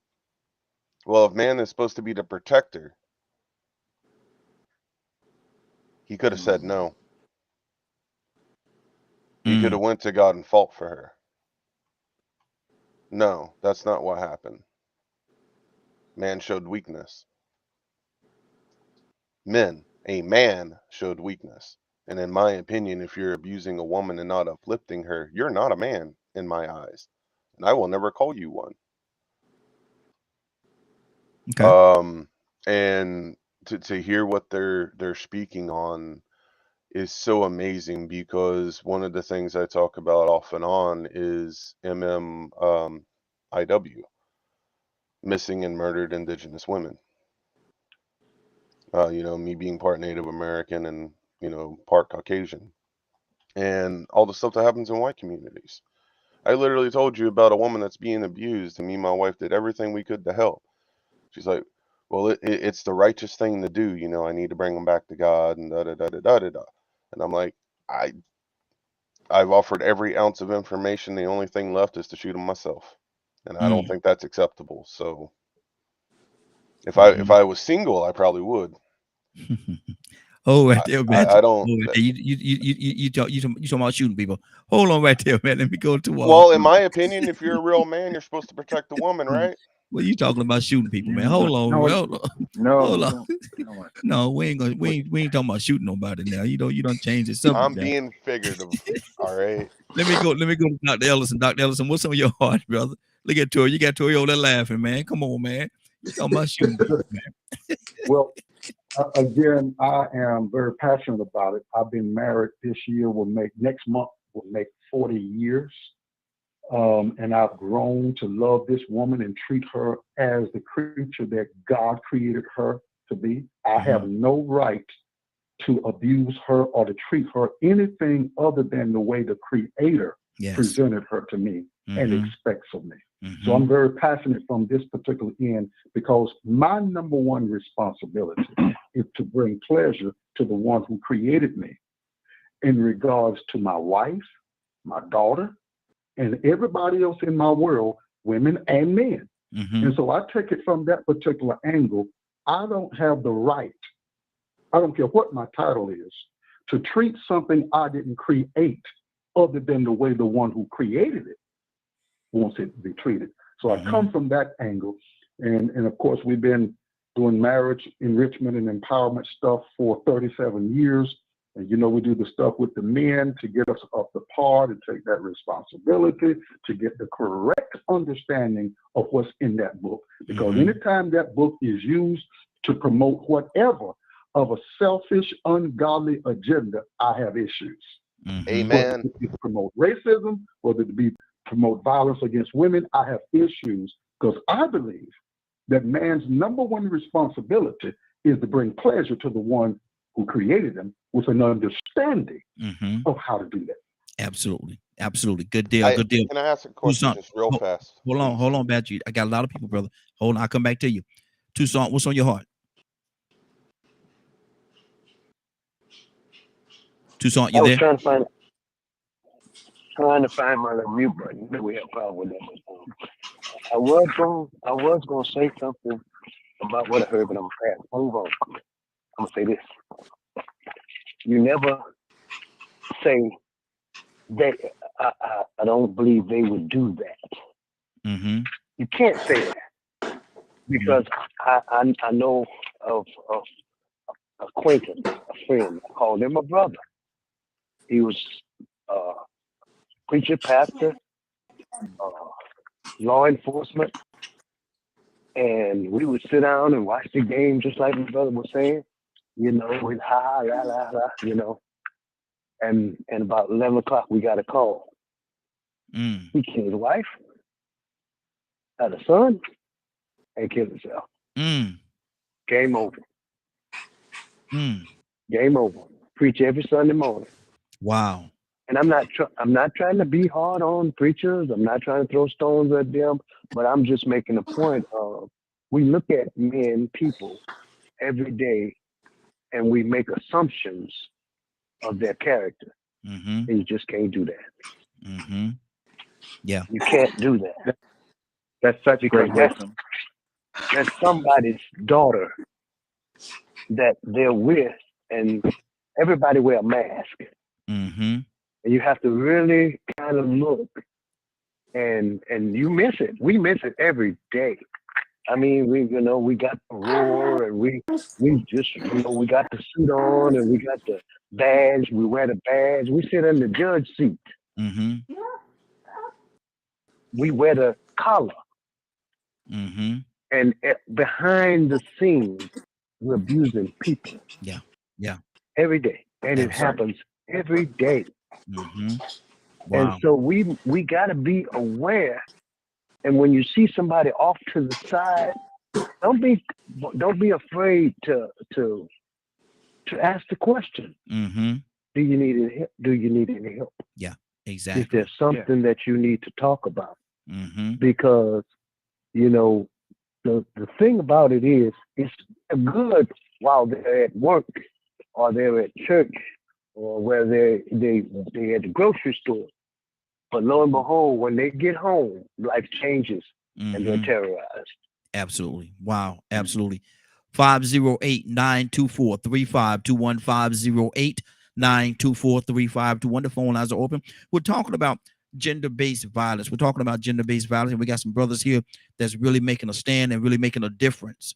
Really making a difference in pausing or even stopping this thing from going on in the society in which we live in today.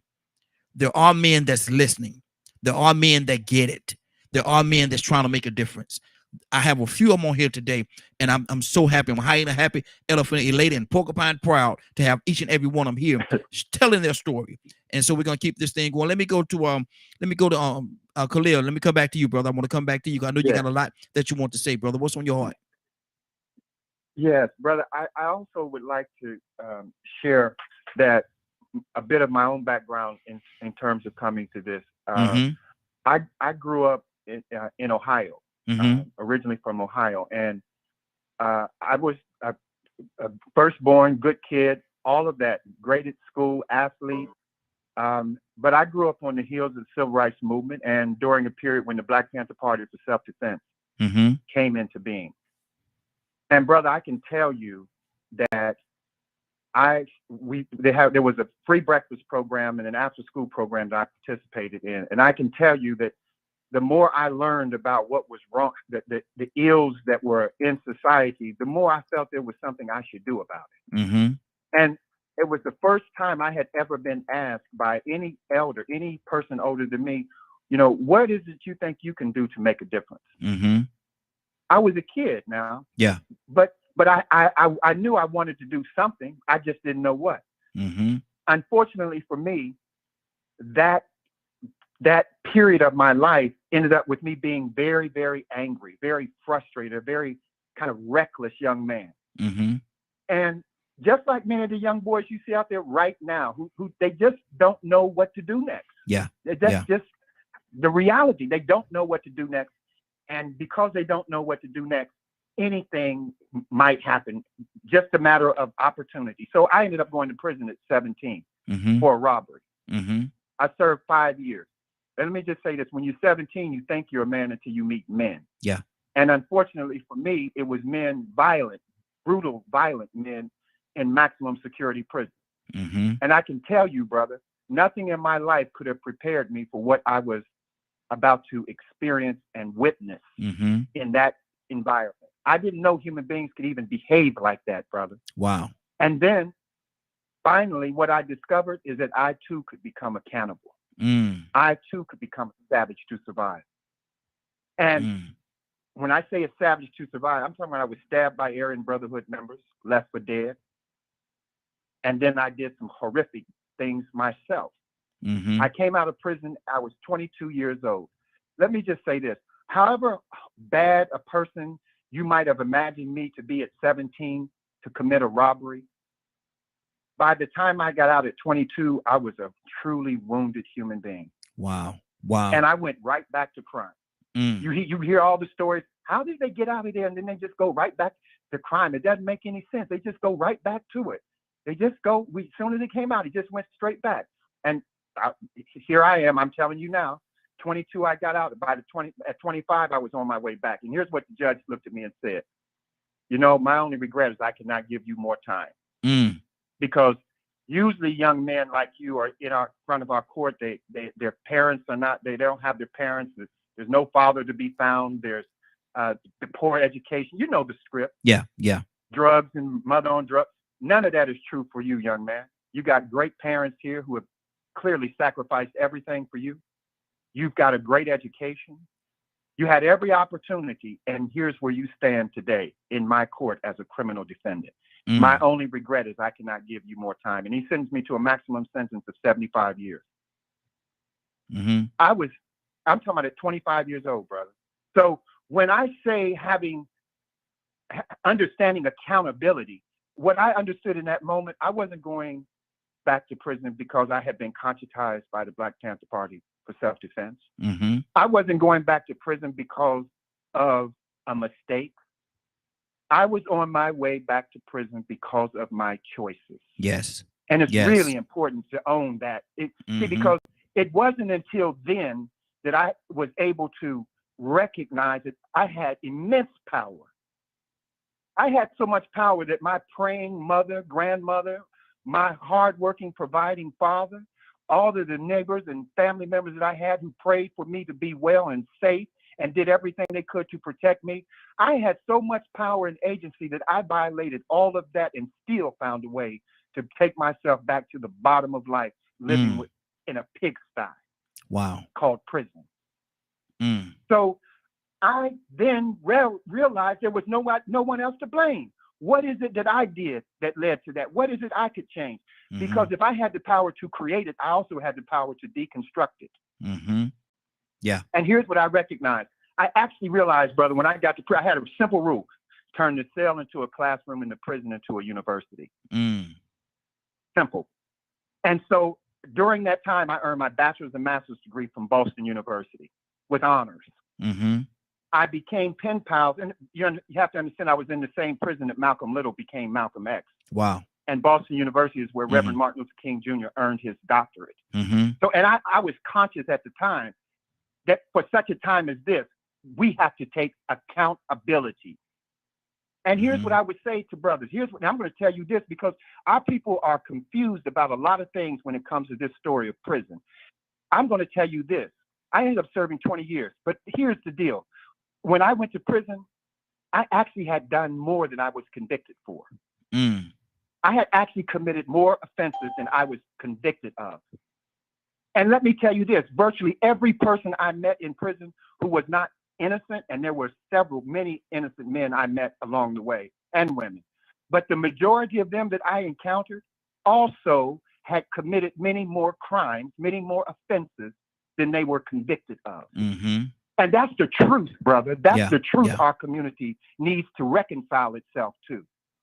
And because once we tell the truth on ourselves without any fear of what someone else can do with it, then we liberate ourselves from the demons that have been haunting our community. Is that what freedom looks like? Is that what freedom looks like?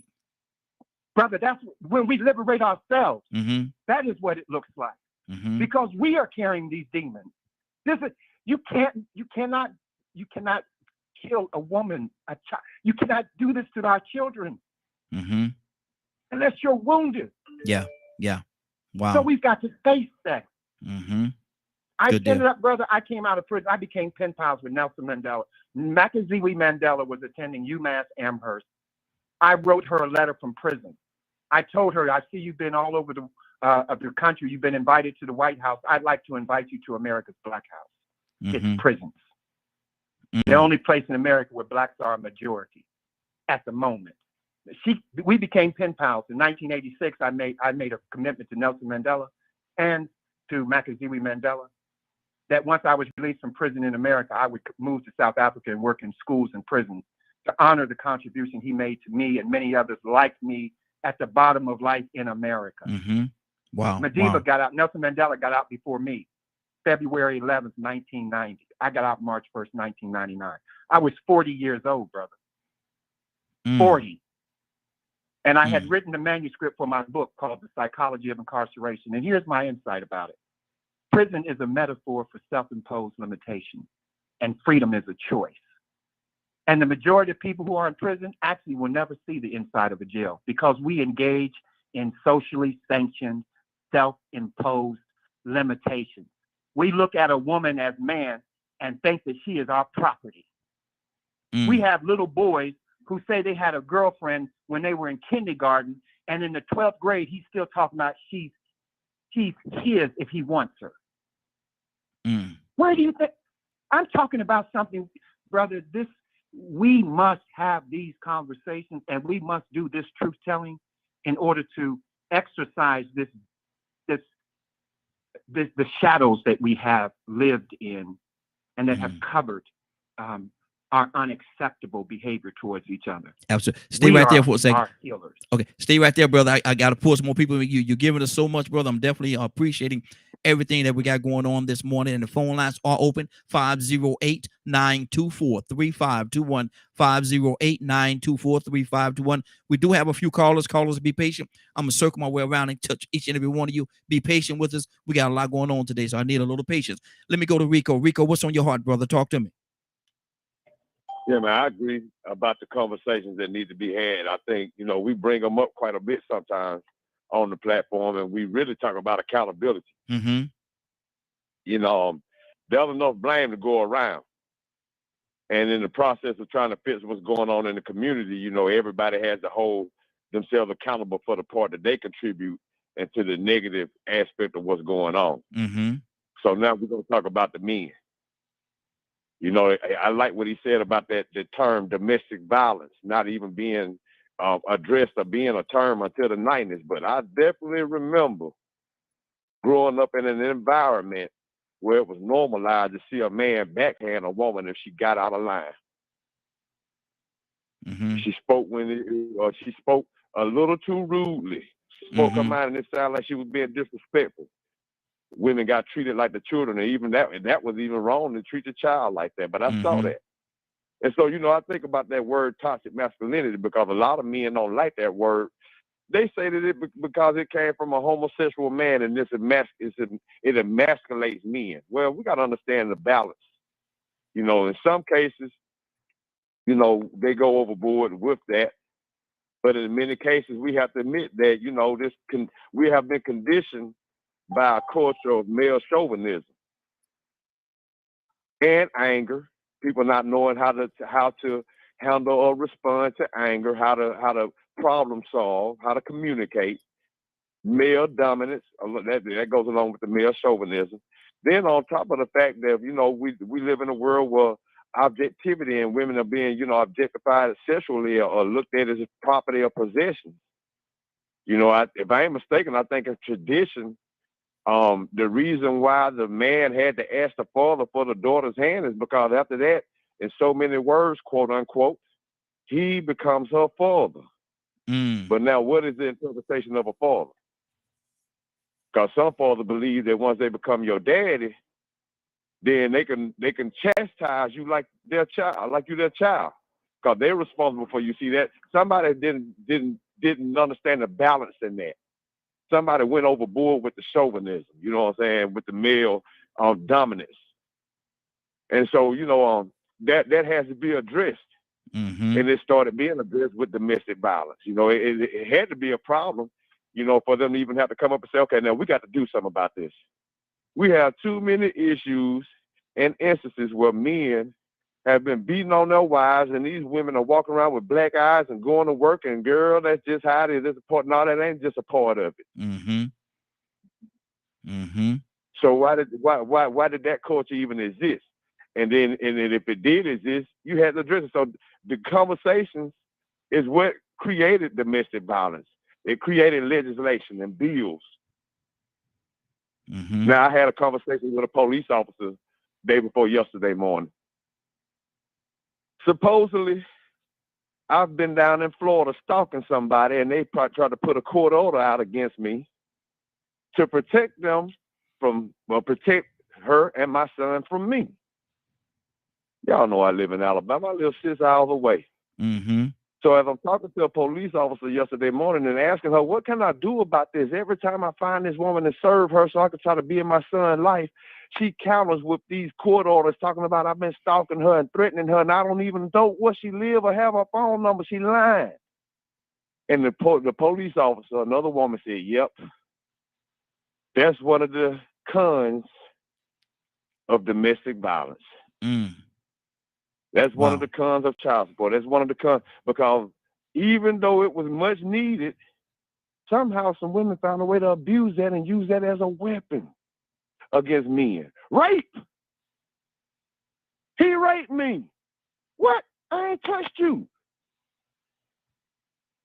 So I mean, you know, that was a necessity for the domestic violence law. I don't know if it was intentionally left wide open for people to abuse it, or what happened with that. But that discussion needs to be had also. Okay. But I'm not going to take away from the fact that there are still women being objectified, sexually trafficked. Now, I think we talk about conditioning. I heard the brother mention about how he went to prison, and it took him to go back a second time to realize, oh man, I'm doing this to myself. But let's talk about how women have been conditioned to sexually traffic themselves and justify it. Okay, good deal. 508-924-3521. 508-924-3521. Let me go to who else I got? I got Willow. Good Hey, morning. Raheem. Good morning. Hey, good morning to you as well. We're talking about gender-based violence. We're talking about gender-based violence, and we have some gentlemen online with us that's actually a part of the broadcast this morning, and they standing in the gap. They're doing the things that have to happen to make sure that this stops. They're doing their part, and I want to hear your heart on this. What's on your heart right now? Willow, talk to me. Yeah, wow. You know, I was listening to one of the gentlemen. I was listening actually to all of them, but it's one of them that really made an impact while I was listening. And that was the one who had said that he was in jail, and he had been in jail since he was 40. He had made pen pals with Nelson Mandela and his wife. And the reason I said that, one of the things that he said made an impact on me was that it's something now that we're studying from a spiritual aspect. He said that they were demons who can make you do those things. And he is on point. He nailed it. There are demons. See, we got to understand, and I say it all the time, Raheem, we're living in a supernatural world, and your body is just a housing for a spirit. And when you allow those spirits to dwell in your dwelling place, this is what's controlling you. And see, when you don't know and you don't have the knowledge of life and to understand what this life is and how you are here and the things that are supposed to sustain those spiritual things that are evil from you, then these are the things that are going to happen. So, I mean, when I tell you, Raheem, that he was on point, he was on point, because there are so many spirits in this world. And whether you know it or not, you think you got control, you don't have control of nothing when you don't understand the spiritual life that you live in this world. And Wow. that's the impact he had made on me, Raheem. Wow. That's good. That's good. Keep this thing going. We got another caller from the 816 area code. I think it's Goddess. Goddess, is that you?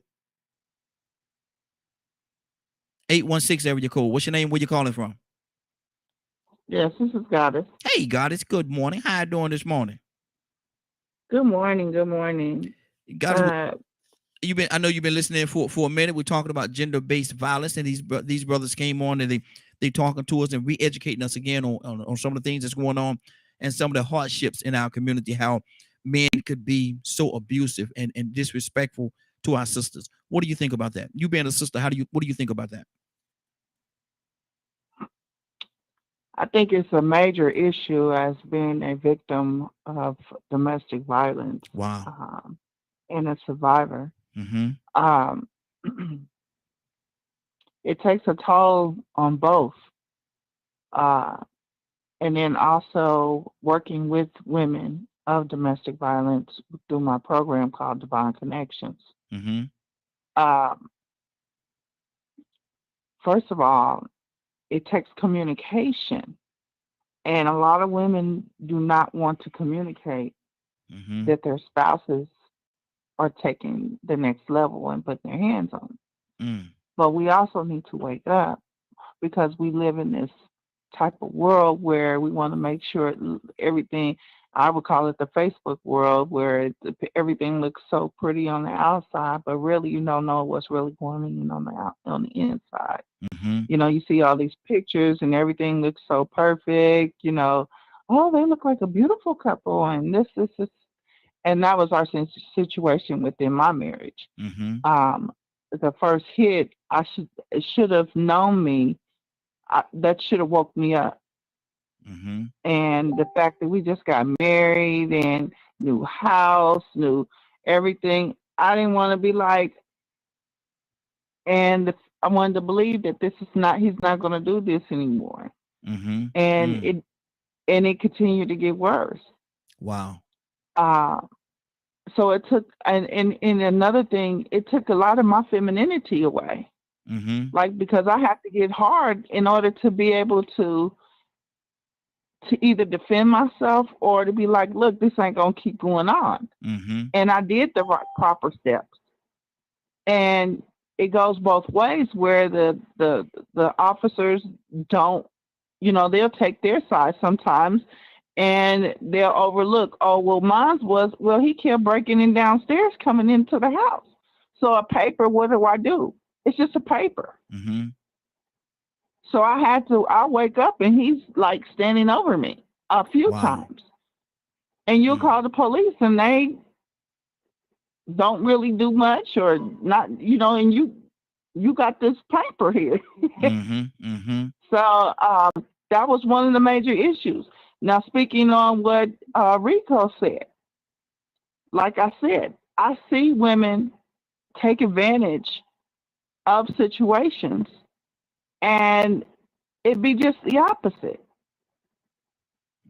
where they're basically utilizing, like for one of my stepsons, utilizing all that domestic violence to go up against from their children, to take their children from the men. It's crazy to me. I don't understand it. I don't know where we go from there to this. Good deal. You know, I know one thing, that women right now our Black women, we are being abused on several different levels, not just from our men, but from other men. Because our men are allowing it to happen through verbally, through music. You know, you'll hear some country songs, and them country songs will be like, she ain't worth the whiskey or something like that. But you ain't gonna hear them calling them B's and all the H's and all that. You're not gonna hear all that. Exactly. Hold right there, sister. We got a lot of people on here. Don't go to where you stay right there. We're gonna keep this thing going. Let me go to Curtis. Curtis, good morning from Baltimore. Curtis, what's on your heart, brother? Talk to me. We're talking about gender-based violence. What's on your heart? Well, I don't have. Good morning, everybody. Good morning. Hey, doing good. Yourself? I'm all right. All right. You know, I'm gonna just be brief because I'm Hey, sick of it Curtis, already. talk directly into your phone. You're a little bit low. Your volume is a little bit low, brother. Talk directly into the phone for me. I said, good morning, everybody. I said I don't have too much to say. You know what I mean? Like I lived through that, Mm-hmm. and I like to revisit that. But the Yeah. last time I had a situation with it, I guess I can pass on what I did, and hopefully it'll help somebody out. I had a situation at one of my houses where the young girl boyfriend came in the house, and man, you'd have thought that he was Ali Mm. and he was George Foreman, Mm. but she was George Foreman not throwing no punches, right? And I looked at her face, right, and you know what I told her? What's that? Sweetheart, you're going to jail. Mm. You're going to jail. If you don't get rid of this dude, you're going to jail. You looked at me, Mr. Kurt, what you mean I'm going to jail? He beat me up. You see my face? You said, I said, sweetheart, that's why you're going to jail. Said, because eventually he's going to hit you with a punch that is going to make you realize this boy about to kill me. Your first law of man going to kick in. And when your first law of man going to kick in, you're going to hit him back. And it's not going to be a pretty sight because you don't know what you're going to hit him with. You might hit him with a pan. You might hit him with a hot pan. You might pour grease on him. You might do any number of things that detrimentally hurt that boy. According to what I've seen on this video, he was hitting you with a level of anger that would put you in the mind that this man is trying to kill me. Mm-hmm. Mm-hmm. And you're going to have to defend yourself. Either you're going to sink or you're going to swim. You're going to fight or you're going to take flight. Mm-hmm. Wow. Wow. No, I don't like jail. Mm-hmm. I'm scared of jail. I said, well, you're going to have to cut him loose. And sure enough, he not only cut him loose, but she went to court. You know, if that's where cat's at, if that's where people want to be, then you know what? You need to be caged. If you want to act like an animal, then you need to be treated as such. Mm-hmm. You need to be caged. You know what I mean? It's like, and then I mean, when you talk about, you know, prison, and much respect to my brother, man. I'd love to be able to sit down and have a talk with him just to hear those conversations between him and Mrs. Mandela and Mr. Mandela. Mm-hmm. Mm-hmm. Absolutely. Absolutely. You know, I remember a time when you couldn't go to jail for no domestic violence, brother. Mm-hmm. I remember prison would do what the police departments wouldn't do. Mm-hmm. You know Absolutely. what I mean? So I don't know what to say. I really don't know what to say. I see it all the time, you know, because I deal with females and males. And lately I've been seeing it where you got males coming in who going through it. Wrap it up for me. Land it for me, Curtis. Mm-hmm. How you say land it for me, Curtis? Go ahead, finish your thought, brother. I did. Okay, good deal. Good deal. Let me go to Joseph. Joseph, good morning, sir. How you doing this morning? Hey, good morning. Good morning, Morning Glow family. How y'all doing? Hey, doing well, brother. Doing well. Yourself? All right. All right. Good deal. You know, I was thinking, I was listening to everyone, and the sister made a very powerful point when she talked about how sometimes the police officers side with the male, and sometimes the government officials let us down. But you know, as we look at this thing carefully, I know some of us have read about or heard about the prohibition movement back in the day when they were trying to stamp out alcohol, and the most of the religious leaders gathered that this over drinking led to domestic abuse and men not going to work and, you know, a lot of ills. And when we look in many parts of the Black community, we see liquor stores everywhere. Mm-hmm. And everybody don't know how to drink in moderation. You know, Scripture talks about doing all things in moderation, but everybody don't know how to do that. Mm-hmm. Some people who have internal issues already get pulled into that thing deeper when they get involved with alcohol. And then we got to deal with this male chauvinist problem that we have as Black men. And we don't realize because we've been orientated as little boys, toward that male chauvinism. Mm-hmm. But the male and the female is the primary unit of the Black family. Yes. And when you look at the Black family, and we have to ask a question: what constitutes a healthy Black family? Now, for the white community, they were looking at that thing closely. That's why the Prohibition movement was launched. They were looking at preserving the health of the white family.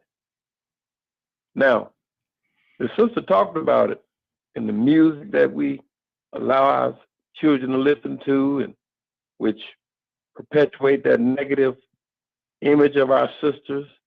When we hear the B words and the H words and all that in the music. But now we don't hear that in country music now, or Jewish music or other people's music. If you listen to culture, if you listen to other people's culture, you don't hear that.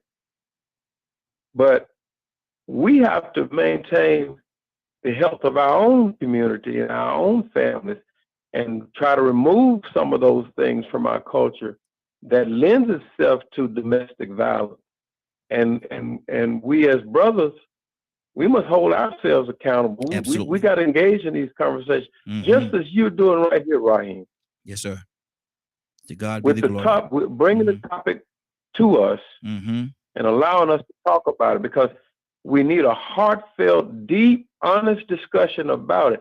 Because if we don't stop that domestic violence in our generation, it's gonna get passed down. Absolutely. All right, that's my piece. Good deal. Good deal. Let me go to Tori. Tori, what's on your heart, brother? I ain't forget about you. Oh, no, I'm just listening. You know that these conversations are definitely brought to the forefront. You know, when is it going to be serious enough?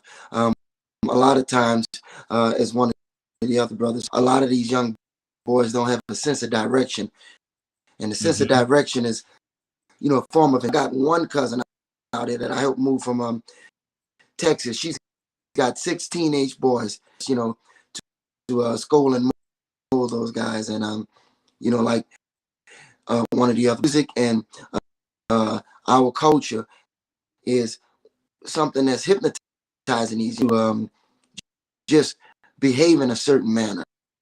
And I saw that, you know, interviews and just, you know, briefly getting to know the guy who did. I saw that behavior in them, and like, how do you deal with it? You know, this is a billion, and this is what gives these guys or people in general their character. How do we deal with it? When you don't give an individual coming up in their actions, then the world at large is going to give them instructions. And whatever interest, schooling more than mindset. Yes. And unfortunately, it's giving them behavior, you know, towards one another.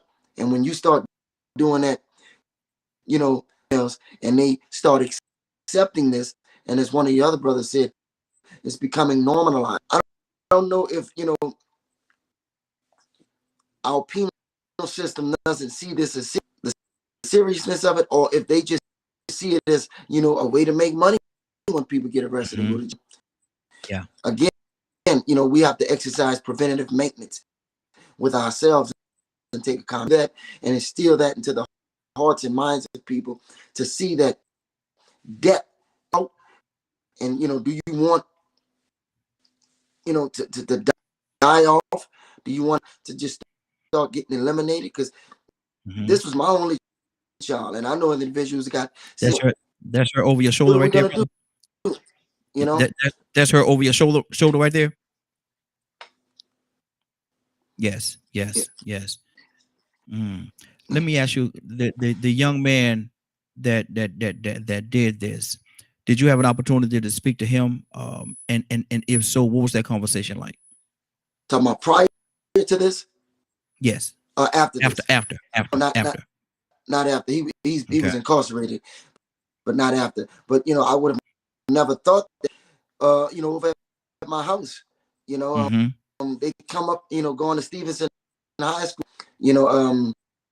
He had his little girlfriend. It was all, like I knew to a degree that they started smoking things that the kids are doing nowadays.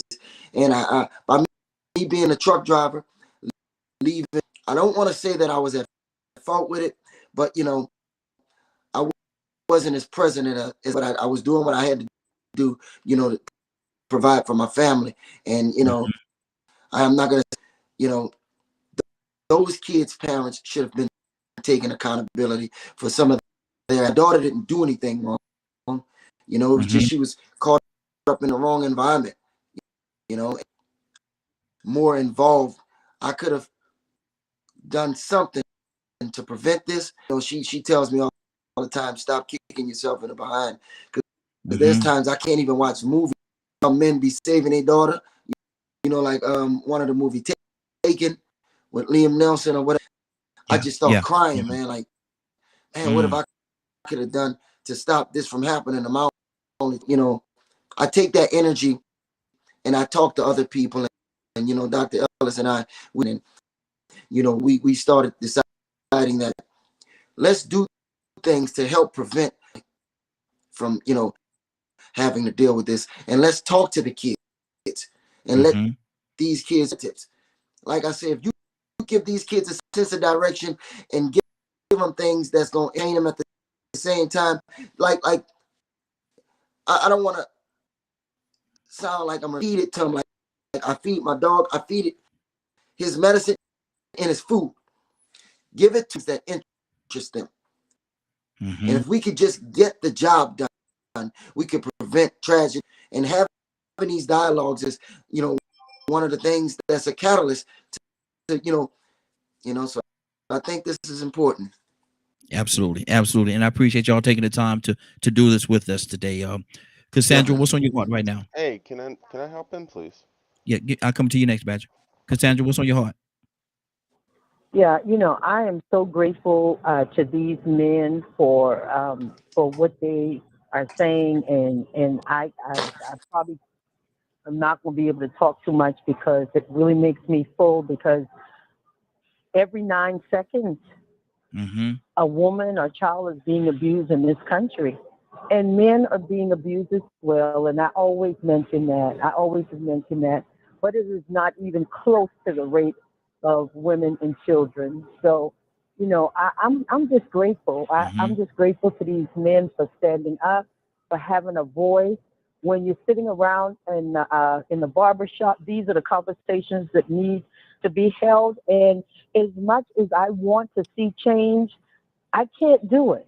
I can't. I mean, they will not receive it. Men will not receive it from me going into a barbershop or into a platform of men and talking about it the way that they will from another man. It's a difference. Yeah. That's why I always say we need our men. We need them in position. We need you guys in position so that the rest of the body, the rest of the family can fall into place. Without the head, the body, how many times have you seen a body walking around without a head? I mean, except in a movie, a fantasy movie. No, you need that head to keep the whole body flowing and moving, the nerves, everything. So that is why it's so important to have our men in position. And I think every man on here that is standing up for what he knows is right. Yes, absolutely. Go ahead, Badger. What's on your heart? Ibrahim, coming to you next. I wanted to ask them too a question on a personal view of mine Mm-hmm. that I talk about quite often, if they're okay with that. Go ahead, Badger. Ask your question. We running low. Is it because of ego and pride of man, men's pride and ego, as to why this conversation is so hard for a male to have? Ellison, Dr. Ellison, want to answer that? Yeah, I agree that there are factors that feed into where that man's mindset is. And this is why I believe that the man needs a model that's going to give him the right mindset, that's going to give him instructions on how to be who he was designed and created to be, so that the focus will be there.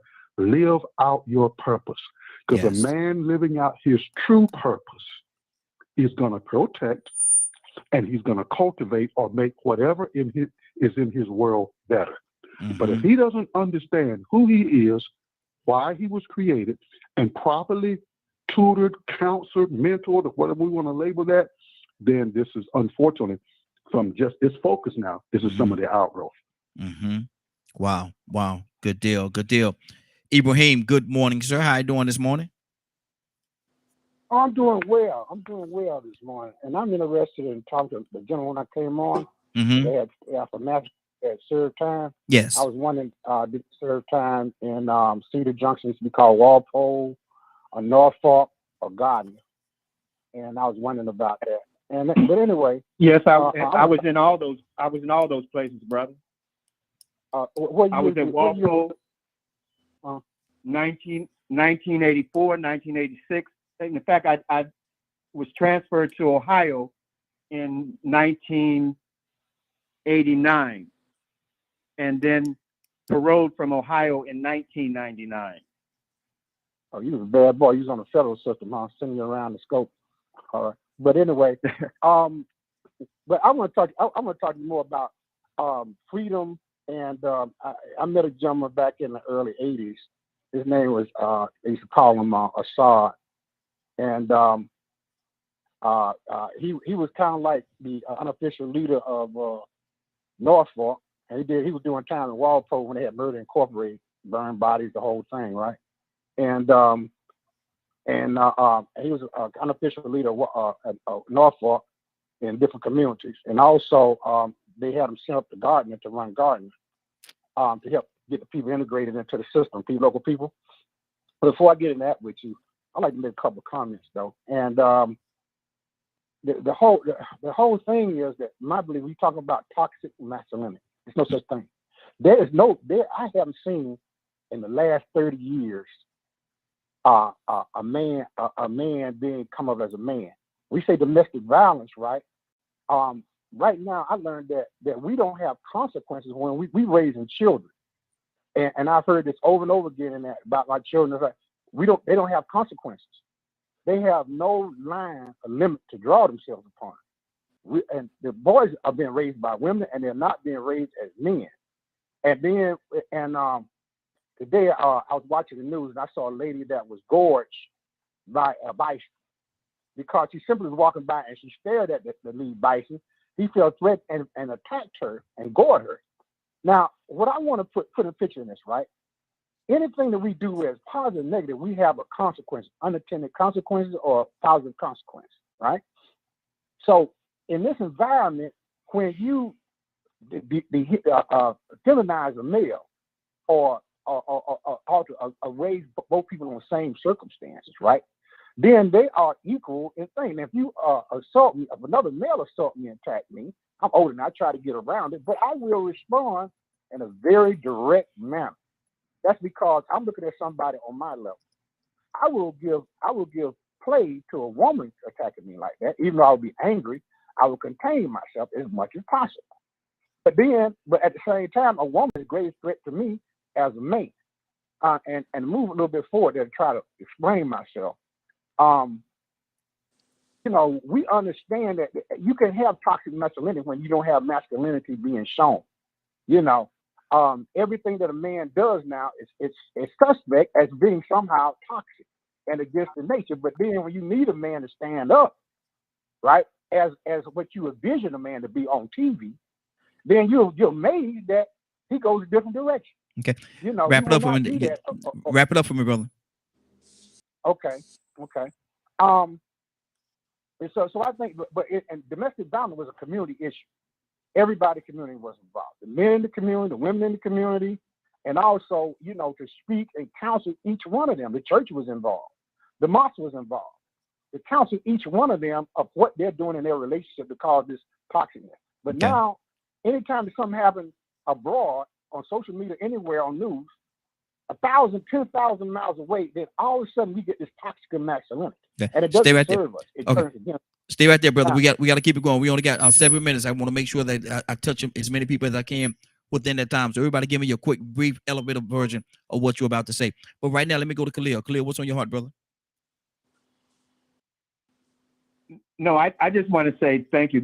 Brother, this is just such a rich opportunity for us to begin to think or rethink in some instances how important it is for us to hold ourselves accountable. Each one of us to hold ourselves accountable. And here's the kind of factual part I want to be clear about what solutions we're offering. We're with our organization, we're focused on prevention of domestic and gender-based violence. So we have a course called Orange Couch Conversations.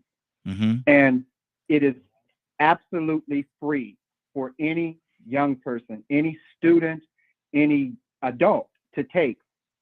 They take the course and they are able to learn about how to identify and prevent domestic and gender-based violence. Now, for those students who want to earn academic credit, they're also able to apply for a scholarship to earn academic credit transferable to their local school anywhere in the world. So we are in South Africa, we're in Ghana, we're in our education partner operates in over 60 countries around the world. Wow, that's good. That partner is called Citizens High School. I'm saying to you, brother, that we're saying that we want to measure the impact of the work we're doing through civic education. We're making this course available free to young people, whether they're in school, a church youth ministry, whether they're part of the Boys and Girls Club, a local Boys and Girls Club, or the YM and YWCA. This is available to them for free. They can go online at our website, Truth and Reconciliation Conversations, TRC.com, and they can go right on the website and see the program, Orange Couch Conversations. And we encourage them also to take a pledge. On their phone, record a pledge of why they are going to stop violence against women and girls in their community. They record it, post it on their media, their own social media, and tag us. And guess what? We'll create followers for them around the world. And we're using social media as a civic education tool. A young person can actually get academic credit. And if it's a professional, a social worker, or a university or college student, they can earn CEUs. They can earn continuing education units transferable to wherever they are in the country or in the world. Wow. So it's good. concrete. That's good. And we're able to measure the impact of that, brother, because everything is digitized. And they don't need a laptop. They can do it from their phone. Absolutely. Good deal. Good deal. Is there a number or something if somebody wanted to reach out to you, brother? Is there a number that they can call or an email address?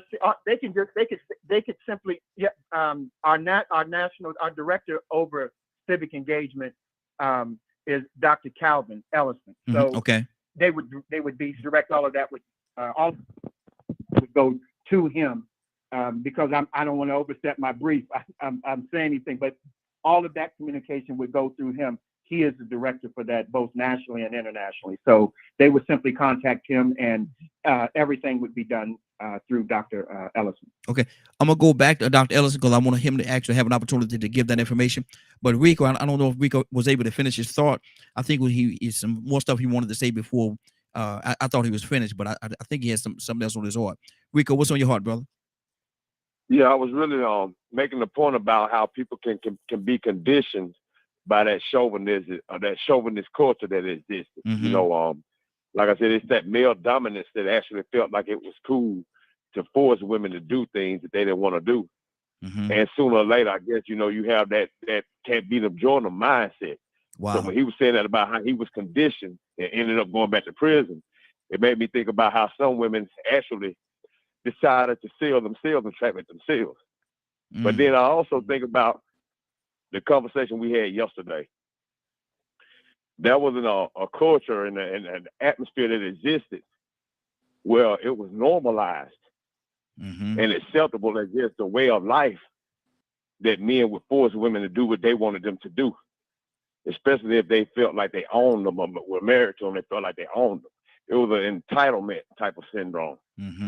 And without that balance being around, that did force women to have to learn how to survive. In some cases, you know, we asked the question yesterday, were women better liars? Well, women better had learned to be better liars, because had they not, anything they said that man didn't like, he may have felt like he had the right as a husband to handle her any kind of way. So a lot of women had to lie to themselves, and it wasn't just for being wrong or doing nasty things, but for just being to keep them telling the truth, because the truth might have hurt that man. And the way that man responded was physically. Wow. So I mean, we brought that up yesterday, and it was overlooked. But we have to understand that there was an atmosphere that existed where sometimes men and women had to lie out of a necessity for survival or just to not be beaten on. Wow. We're about to get out of here. Anybody have, before I do that, Dr. Ellison, you want to get some information on how people could get in contact with you via telephone or email? Yes, if they can email Tracy Knight, TRACIKNIGHT, at T-Knight at Success Dynamics, SUCCESSDYNAMICS, Inc.com. Okay. Once again, T-Knight at Success Dynamics, Inc.com. Now, when you say night, or you're saying the KNIGHT or just the NIGHT? KNIGHT. Okay, So okay. T-Knight, KNIGHT at Success Dynamics. S on the end of dynamic. Dynamicsinc.com. Okay. Now, see, you putting watch this. You putting all them fancy words out there, man. Dynamics and all that stuff, man. I went to public school, man. I don't know how to spell all that stuff, man. I went to public school, man. I ain't up on all that stuff, but I figure it out. Though. One and one is 10, so I figure it out. You know what I mean? Anybody have anything they want to say? Like, you know how it is like when I say Cowboys. Oh Lord, look at here. But don't make me break out my Steeler hat. Don't make me do it. I'm trying to be nice. Don't make me break out my Steeler hat, jersey, sweater, and hoodie. But listen, this has been a great broadcast. I definitely appreciate everybody that was a part of it. Does anybody have anything they want to say before we get here? Anybody have anything they want to say before we get out of here? Good deal. Definitely thank you. I'm appreciative of everything that was brought forward today, man. It's been a great broadcast. Rico, what's going on at 3 o'clock today, sir? If you missed today's show and would like to hear us see the rebroadcast in its entirety, you can tune in at 3 p.m. Eastern Standard Time on www.dklmediagroup.com. Good deal.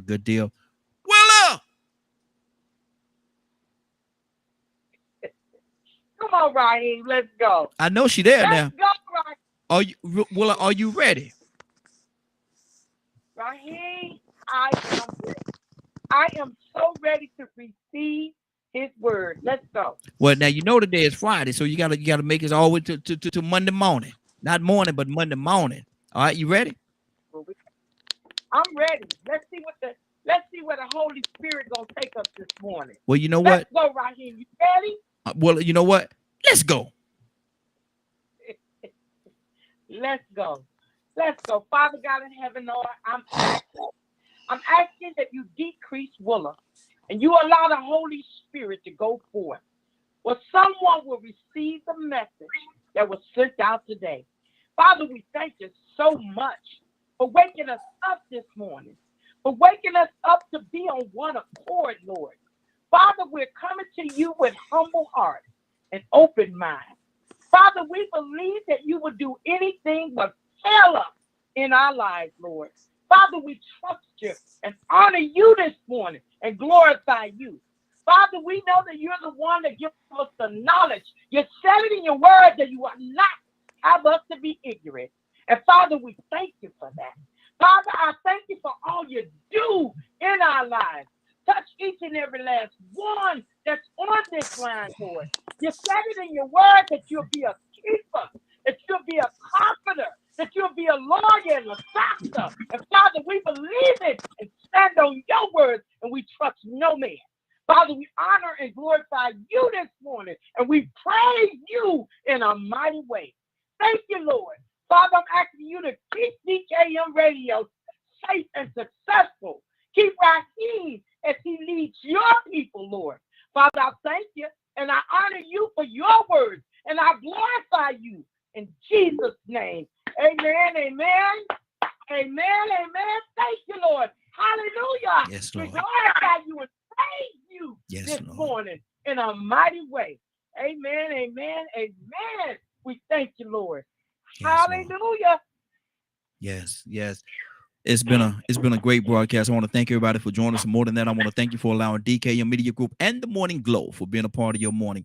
It is now 10:03. You're about to exit the Morning Glow, but before you go, I want you to do me two favors, if you will. One, I want you to continue to pray for us because we're certainly praying for each and every one of you. Number two, why this is real simple. I want you to go out there, find somebody, and give them a hug because you never know. It could be the only hug that they get, or it could very well be their last. Love you, and ain't nothing you could do about it. Have a great day and a better tomorrow. Now we shine some of this light on you from the Morning Glow. Take it out there into this wicked and cruel world that we live in, and let your light so shine. If you get an opportunity, give somebody some love. You just might find some love in return. Won't that be a beautiful thing? To have a great day. Take care of each other, and please, please, please be blessed. See you Monday morning. God say the same. Take care of each other. Have a great weekend. Love ya.